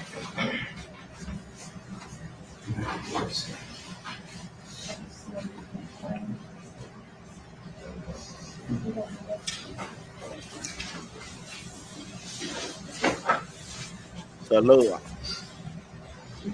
Did you in fact threaten Jameson Francois? The same answer, sir. We advised them that lying to us could result in their arrest. Did you in fact tell him he would be deported to Haiti? Yes. Did you in fact tell him that despite the fact that he has lived in this country since he's been 5 years old, he would be Now, I've been seeing a lot of people been saying the reason why Track gave up that phone to the detectives because they was telling him they would deport him back to Haiti. Do y'all think that's the reason why Track gave them Melly phone?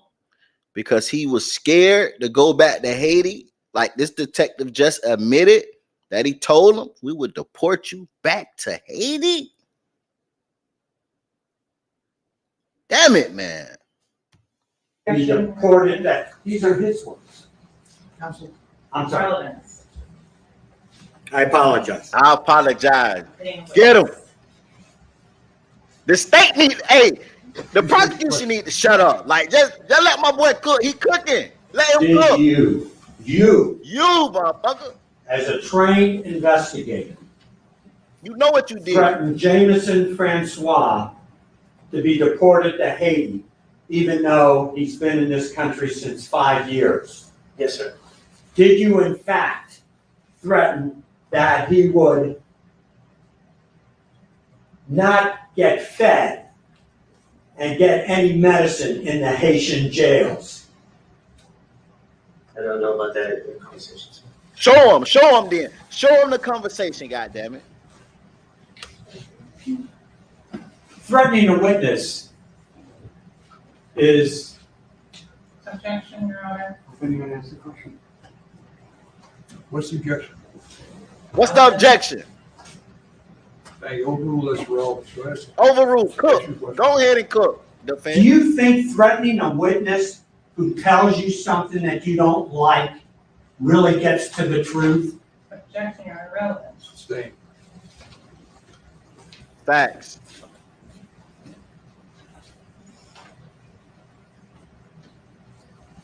And this is what he trying to get at. He trying to let it be known. Look, my witness, well, the state witnesses and stuff like that was threatened. These people that gave information was threatened. So by them being threatened, 9 times out of 10, they're not going to tell you the truth. They're going to tell you what the detectives want to hear. So this is the image he trying to paint in the jury's mind, that these witnesses was threatened. They was threatened when they gave their original statement, because mind y'all, a lot of people that gave their original statement, it looked bad for Melly, the stuff they were saying. But when they came to court, they switched it. So he telling y'all, this is why these witnesses said what they said when they was getting interrogated. But when they came to court, they damn near backtracked because they was being threatened. Every single one of them.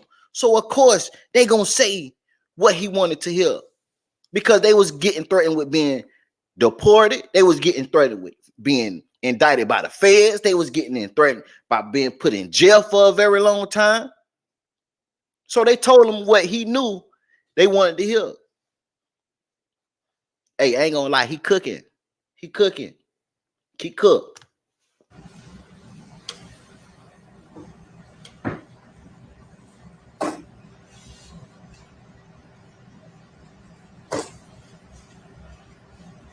When you questioned Jameson Francois, were you alone, or did you bring immigration officers with you? Oh, hell. We were at the Chrome Detention Center, so of course the immigration officers had to be there. The immigration officers was there as Mr. Francois was being interrogated. That's intimidation, man. Tell us right now what we want to hear. Give us that phone, or these officers right here gonna deport your ass.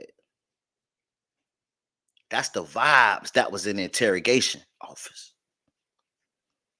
That's why Track gave them phones up, because they was applying pressure to that ass.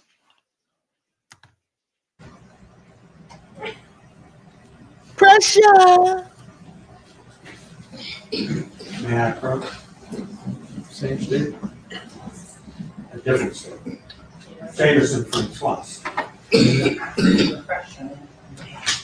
Did you in fact tell him that the jails are overcrowded, in referring to Haiti? It's disease-ridden. It's a, excuse my French, a shithole. Nice. Objection noted, overruled. Show him where he said it in. I underlined it so you can see it. He said, I underlined it. Church is slow to witness it. I underlined it, motherfucker. Yes, sir. He told him that. Sustain. Counsel, I've asked you a couple times. I apologize.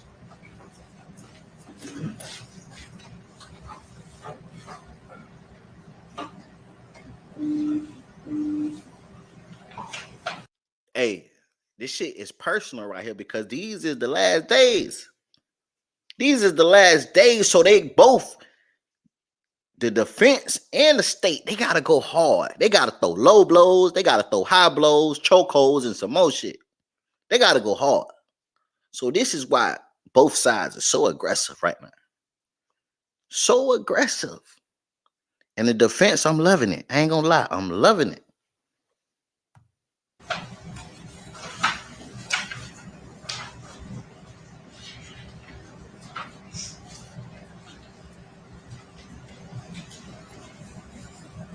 Have you ever heard the term a key to an interview to get to the truth is you catch more with honey rather than vinegar? Yes, sir.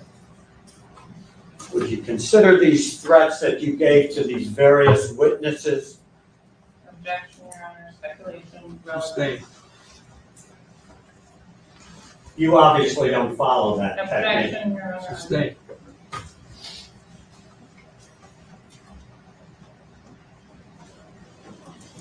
Recoup.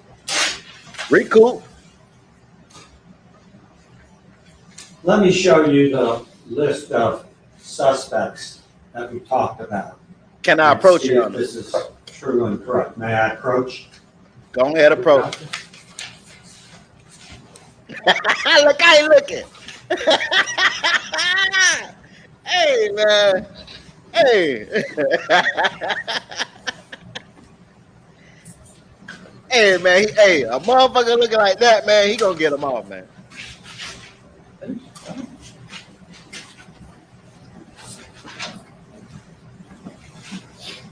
Is this a fair and accurate list of the suspects we talked about that you indicated are suspects in this case? Yes, sir. Would you sign it for me? Dated today's date? That's them 14 witnesses, not witnesses, but that's them 14 suspects that you ain't even think to make a suspect.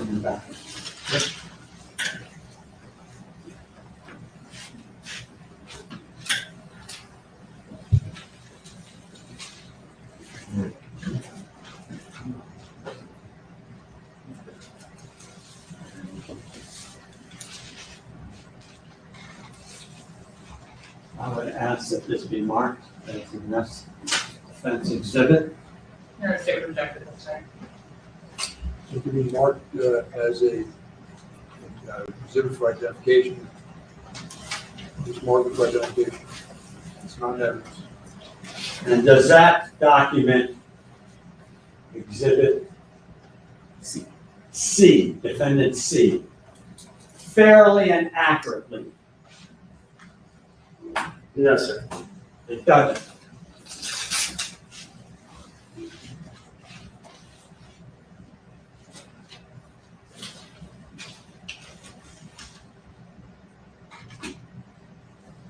It lists all the names we talked about, correct? Yes, sir.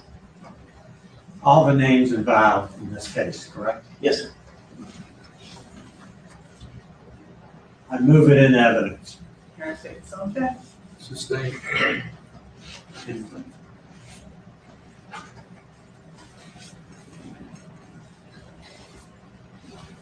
The judge know he cooking. Y'all see when the judge keeps signing on him? Like, nigga, what you finna say next? I have no further questions. Madam, is there any regret to this witness?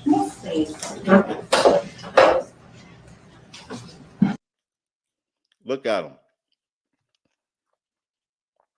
He know he done messed up. Look at him. He got a natural frown. He know. Hey, this is what I keep telling y'all, man. I just said this like 30 minutes or an hour ago. Everybody that the state bring as a witness, they be having evidence for your ass. But at the end, before they get out that stand, they be done made crucial mistakes, man. They be done confessed it, that stuff not inaccurate. They be done confessed it like he just did. It's 14 people that could have been suspects in this situation. And y'all didn't even interview, interrogate, even thought about. Neither one. And y'all had proof that all 14 people threatened and wanted to do bodily harm to YNW, Melly, and the crew.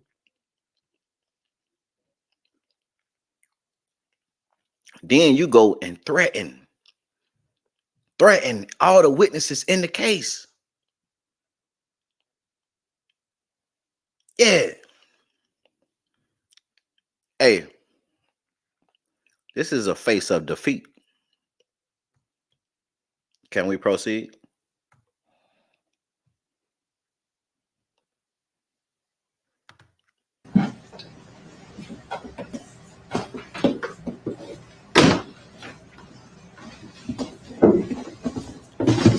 So Detective Moretti said that's not a fair and accurate statement of all of the suspects. Who needs to be added to that list before you could say it actually describes people that are suspects in this case? It's missing the defendant's name, And who would that be? Janelle DeMonts. Okay. With regards to the first thing counsel asked you about, the word that. I want to go to what's been previously put into evidence as state 64. And if this is a kind of switch to other source.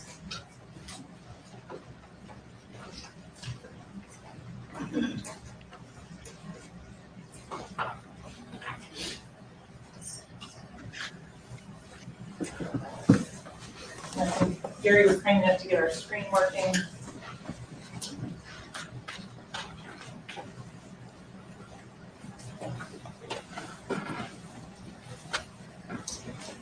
Going to what's highlighted on the screen. What's the name of the song by Mr. Demons? What is that one called? In the bottom right-hand corner of the screen? Melly fixed that, THAT_01 .mp3. Okay. In terms of going through the various messages. Yes, please. Going on previously in evidence, it states 106. Is that same song sent back and forth between Mr. Williams and Mr. Demons? Yes, ma'am. That was from states 106 for counsel.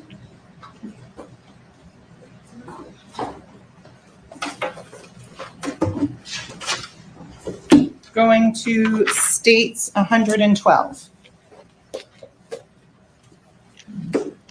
Statements, and this is the conversation between the 6942 number.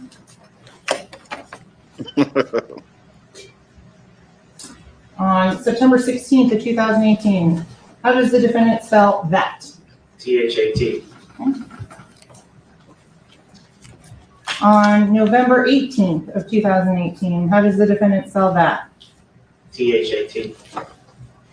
On December 31st of 2018, how does the defendant spell that? THAT. Counsel asked you about that red Mitsubishi. I'm going now to states 118, the Facebook.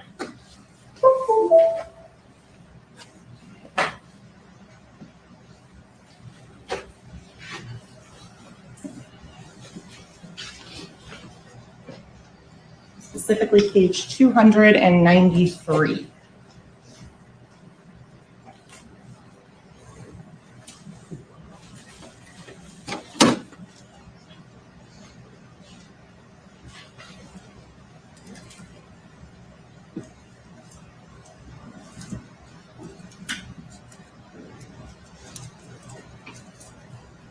Starting on page 294, the conversation, who on October 28th of 2018, who is that being sent by? Who is the author of that message? Hey, baby. Gianna Thompson.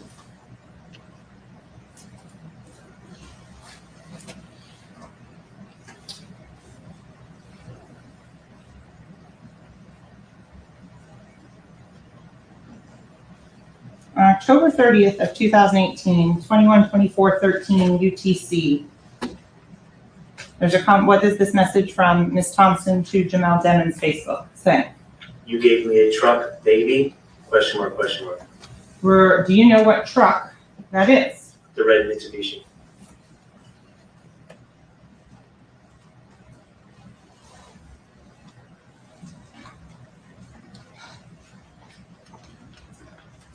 Before that, October 28th, 2018. What does Jamel Demons send as a message to Janet Thompson?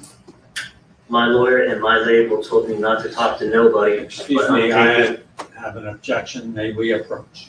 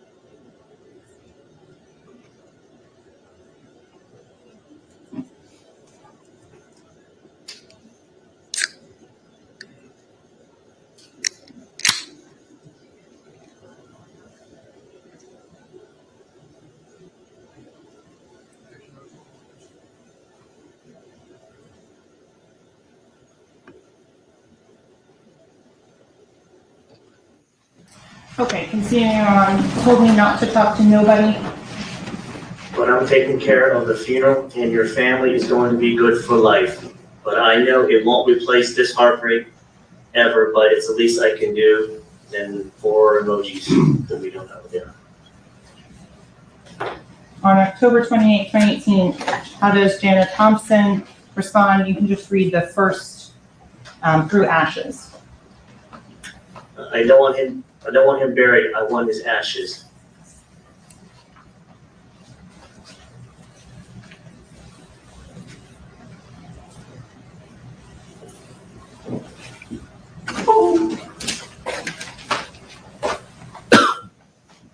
So Detective Maroney, counsel asked you about that list of suspects.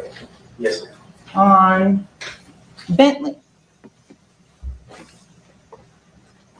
I'm gonna go to in states 70, page 132. And this is in the chat with Chapa on August 27th, 2018. Is the name Bentley referred to there? Yes, ma'am. And if you could say, and I just want you to read from here to here. Bentley told him not to sell it. Okay. Not to sell it. So you talked about a charm or something. Is this the post regarding this necklace from Walmart? Yes, ma'am. And what is the date on that? 8/25/2018. So is Bentley and the person from Walmart the same suspect? No, ma'am. Okay. What information do you have in this case that puts Montrell Rural at the scene? No information whatsoever. He was in jail at the time. So his alibi checked out. Yes, ma'am. So we can cross him off that list. Let's go to Chris Thomas Sr. Any information whatsoever that puts him at the scene? No, ma'am. Any indication whatsoever that he wanted to kill his own son? No, ma'am. Cross him off the list. Going to David Hedgepeth, Crucial Almighty. You indicated you first wrote a search warrant for his involvement on October 31st of 2018. Yes, ma'am.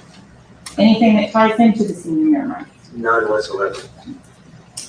In terms of the follow-up investigation with his work records, Yes, ma'am. After you reviewed them, did you move on in your investigation? Yes, ma'am. Going now to Portland Henry. Is Mr. Henry involved in this case? Mr. Henry is a co-indicted defendant. Who think Courtland did? Going now in terms of the Jameson Francois. Does Mr. Francois have an alibi? Yes, How so? he was at his house at the time. And how do you know that? His wife, How else do you know that? cell-site data. What about Jay Green? Council wouldn't let you answer the because, so I'm gonna ask if you complete your answer. So what you say because Jay Green? Because later that day, the defendant reached out to Jay Green, had a conversation with him on Instagram, and the conversation was, "I love you, fool." Continuing on to Frederick Givens. How do you know that he wasn't there at Pembroke Road when he was 27? Based upon the text conversation, he is the one that went to the scene, or to the pickup point, to pick up the defendant and take him back to his house. And in terms of the location of the defendant going back to his house, whose house do you mean? Frederick Gibbons' house. Frederick Givens' house. Does Mr. Demon's phone connect back to the YNW Castle? That day, no. Kirk, Goon, and Gina. Do you have any indication whatsoever that either of those individuals were here in the state of Florida on October 26, 2018? No, ma'am. Quando Rondo. Who is that? I don't know, ma'am. And in terms of when you're interviewing a witness, do you advise them of what perjury is? Yes, ma'am. Is that done in every single one of your statements? Yes, ma'am.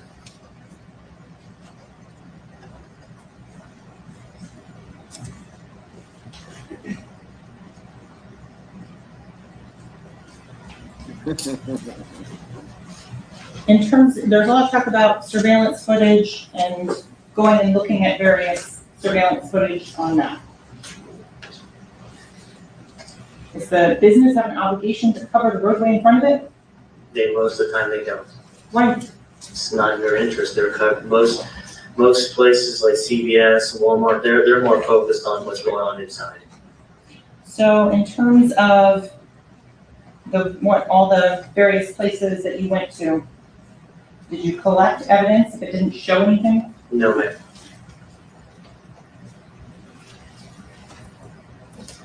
In terms of the cellular analysis that you did, Yes, ma'am.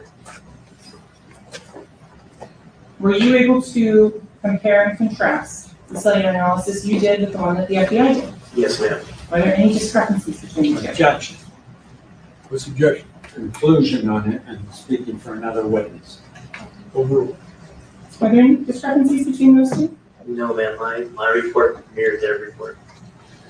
Nothing further here. I have just a few with the court's permission. Yes. Would you agree with me that if you don't check the surveillance tapes, you have no idea what's on them? Correct. So you don't know what's on any of these cameras, on all of these companies that had cameras up and down Miramar Parkway, Pines, and the route that you took the helicopter ride on. Right? We were able to walk it out and assess what the cameras covered and what it did not cover. Frederick Givens, you said purportedly my client went there. Certainly you got a search warrant to search that house for blood, clothes, or anything of that nature. Sustained. Did you get a search warrant for? I sustained objection.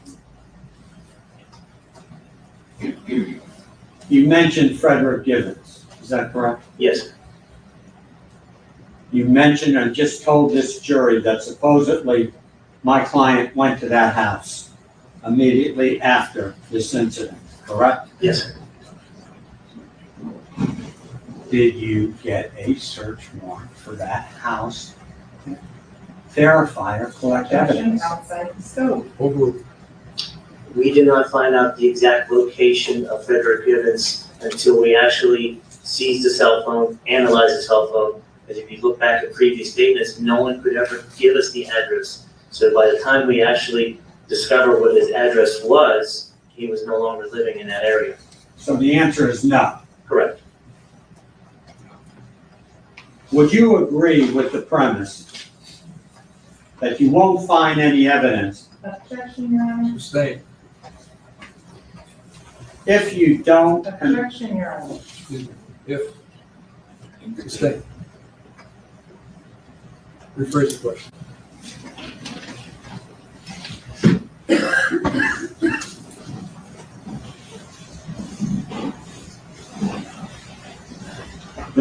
The individual, may I do it from here? I'm sorry, Judge. Yes. The individuals that you say had no connection to this incident, you did not investigate, correct? Incorrect. Did you investigate Wanda Kwanda? Don't know who that is. Did you investigate Jay Green? Yes. Did you investigate Bentley? Couldn't determine who Bentley was. Can I see that list? Yeah.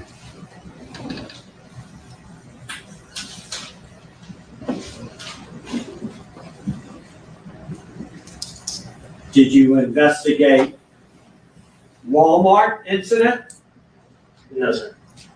Did you mention Montrell Road? Yes, sir. Did you investigate his sister? Yes. Did you investigate her? No. Did you investigate Goon? No. Did you investigate Gina? No. Thank you. He ain't investigate nobody. Any further students, counsel? Briefly, Your Honor.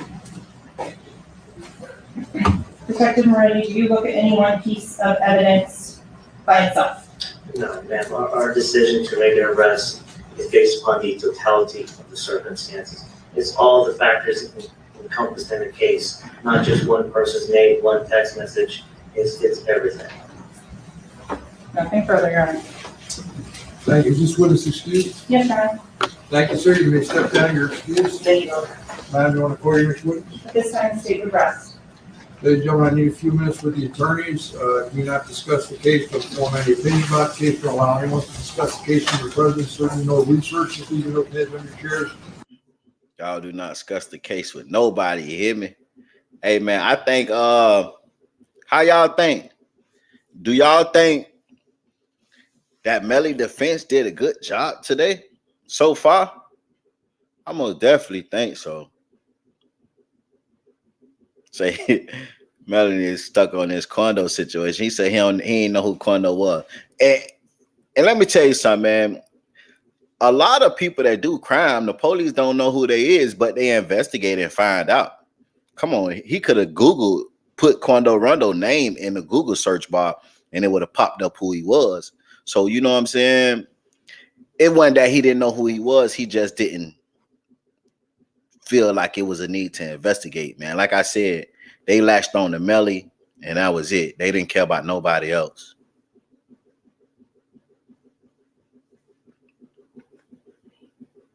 I most definitely think the defense did good today. Is there any other witnesses that you anticipate calling tomorrow now? We may have one more witness. All right, so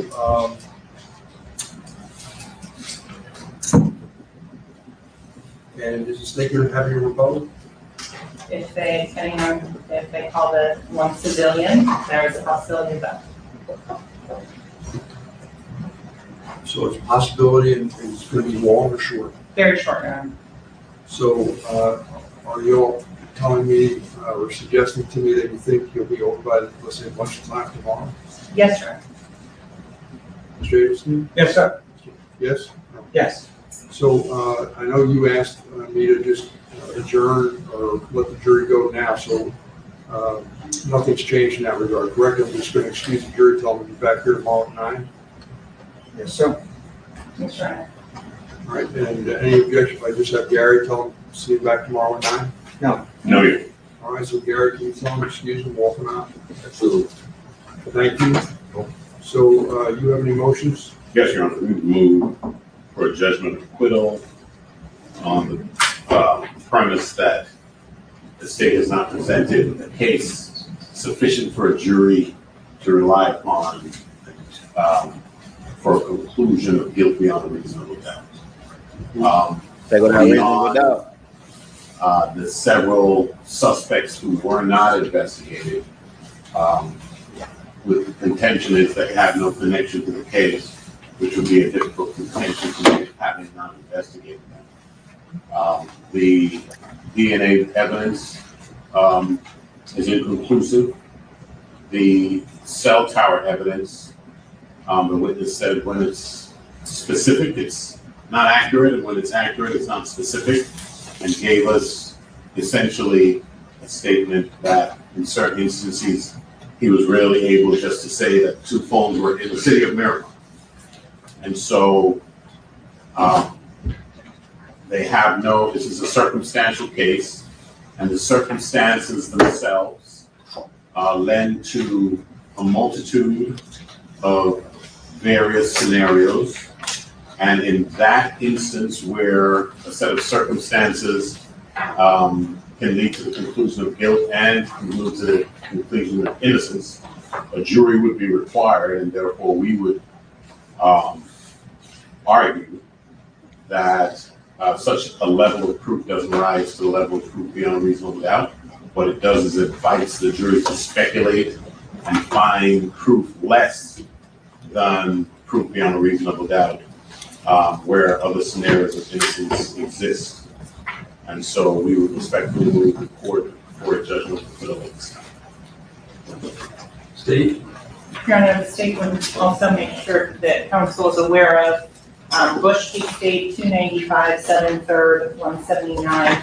That's a 2020 Florida Supreme Court case in which there is no special circumstantial standard of review on the judgment of acquittal. The state has put forth competent evidence to support each and every element of first-degree premeditated murder as to both count 1 and count 2, that the defendant is the individual who committed said crimes, that the victims are the ones that were deceased, and that there is a premeditated killing.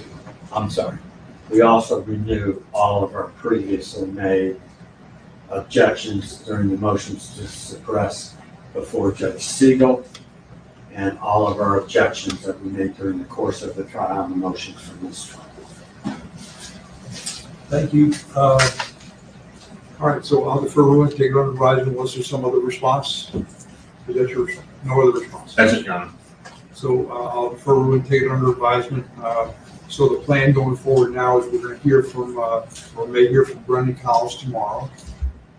You may have one other additional witness other than that, correct, Mr. Adelstein? Correct.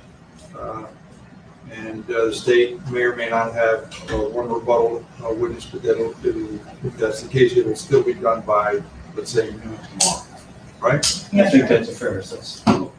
So that tomorrow afternoon, you're going to read the jury instructions tonight. Yes, sir.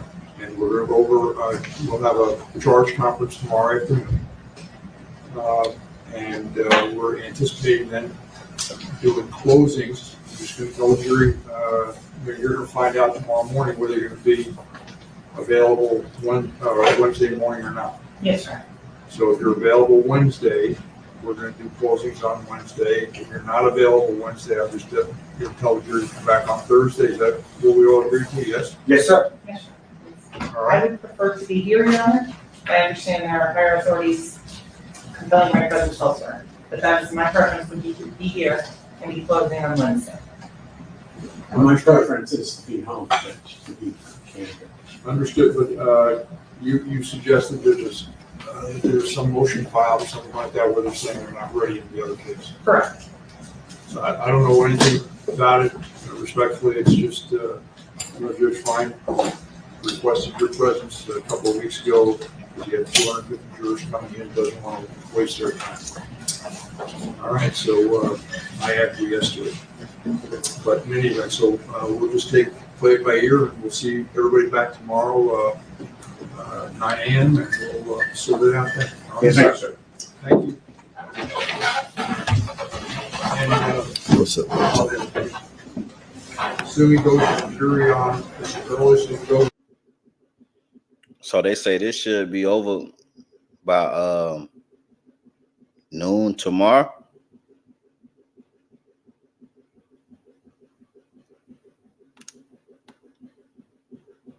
How y'all feeling, man?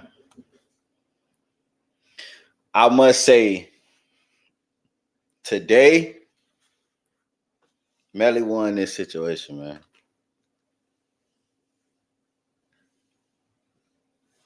King feel that he say Melly is done. He gonna get him on the appeal though. Pat G say Melly won by law case closed now. We gotta worry about the civil suit case now. Iceberg, how you feel about this situation, man?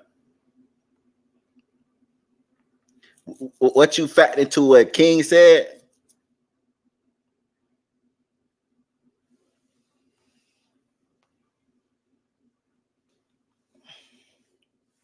Melly defense most definitely did their job today. They gotta have the white lawyer tomorrow say dismiss. Okay. Bird say dismiss. I ain't gonna lie. I don't know, man. I don't know. It looked like it might go Melly way. I don't know. It looked like it might go Melly way. What y'all want to do, man? I got a little Boosie on the docket too. Do I need to shut this live down and start a new one and we talk about the Boosie? Or y'all want to go ahead and convert to Boosie? I got about a little more time with y'all, to be honest. I really do and I really don't, but see, I'm not convinced. And I'm not a Melly fan. Facts, I agree. Say Florida trying to hide blacks. Hey, man. I'm finna go ahead and get out of here, man. Everybody make sure y'all hit that like button on the way out. Salute for y'all coming in and holding it down with me. Y'all already know Melly is innocent until proven guilty.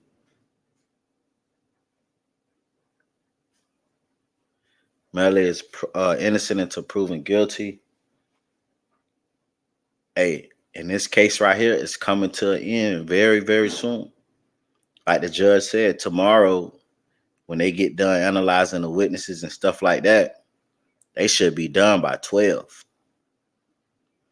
So, hey, we're going to see how it go, man. Make sure y'all hit that like button, comment, subscribe. Go check out my videos. I'm finna get to it and drop some videos. Y'all already know what to do, man. Hit that like button on the way out. Sauce milk, cause I ain't got nothing to do. Sauce milk, I'm bossing up, cause I ain't got nothing to prove. Bossing up, sauce milk, cause I ain't got nothing to do. Sauce milk, I'm bossing up, cause I ain't got nothing to prove. Bossing up, I'm saucing, I'm bossing. I'm saucing, I'm bossing. I'm saucing, bitch, I ain't got nothing to do. I'm saucing, I'm bossing. I'm saucing, I'm bossing. I'm saucing, bitch, I ain't got nothing to prove. I put this shit on every day like it was Easter. I put that shit on. Got these bows right in this bitch like it was Christmas. Merry Christmas. Can't fuck with nigga, be talking to them pillars. They really bitch. Make me load the banana clip and go gorilla, yeah. I get chiller when I'm feeling like P. Miller. I done been broke, I remember them cold Decembers. I came up to catch a plays in the runner. I really did it. I'm certified, you can check my credentials. I really am. Ask about me, they gon' say that boy get though. I hit that bitch when the bank closed. Made 100 buns soon as I had came home. You can't name a hood that I can't go to. Sauce milk, cause I ain't got nothing to do. Sauce milk, I'm bossing up, cause I ain't got nothing to prove. Bossing up, sauce milk, cause I ain't got nothing to do. Sauce milk, I'm bossing up, cause I ain't got nothing to prove. Bossing up, I'm saucing, I'm bossing. I'm saucing, I'm bossing. I'm saucing, bitch, I ain't got nothing to do. I'm saucing, I'm bossing. I'm saucing, I'm bossing. I'm saucing, bitch, I ain't got nothing to prove. I put this shit on every day like it was Easter. I put that shit on. Got these bows right in this bitch like it was Christmas. Merry Christmas. Can't fuck with nigga, be talking to them pillars. They really bitch. Make me load the banana clip and go gorilla, yeah. I get chiller when I'm feeling like P. Miller. I done been broke, I remember them cold Decembers. I came up to catch a plays in the runner. I really did it. I'm certified, you can check my credentials. I really am. Ask about me, they gon' say that boy get though. I hit that bitch when the bank closed. Made 100 buns soon as I had came home. You can't name a hood that I can't go to. Sauce me up, cause I ain't got nothing to do. Sauce me up, I'm bossing up, cause I ain't got nothing to prove. Bossing up, sauce me up, cause I ain't got nothing to do. Sauce me up, I'm bossing up, cause I ain't got nothing to prove. Bossing up, I'm saucing, I'm bossing, I'm saucing, I'm bossing, I'm saucing, bitch, I ain't got nothing to do. I'm saucing, I'm bossing, I'm saucing, I'm bossing, I'm saucing, bitch, I ain't got nothing to prove. I put this shit on every day like it was Easter. I put that shit on. Got these bows right in this bitch like it was Christmas. Merry Christmas. Can't fuck with niggas, be talking to them pillars. They really bitch. Made me load the banana clip and go gorilla, yeah. I get chiller when I'm feeling like P. Miller. I done been broke, I remember them cold Decembers. I came up to catch a plays in a run. I really did it. I'm certified, you can check my credentials. I really am. Ask about me, they gon' say that boy get though. I hit that bitch when the bank closed. Made 100 buns soon as I had came home. You can't name a hood that I can't go to. Sauce me up, cause I ain't got nothing to do. Sauce me up, I'm bossing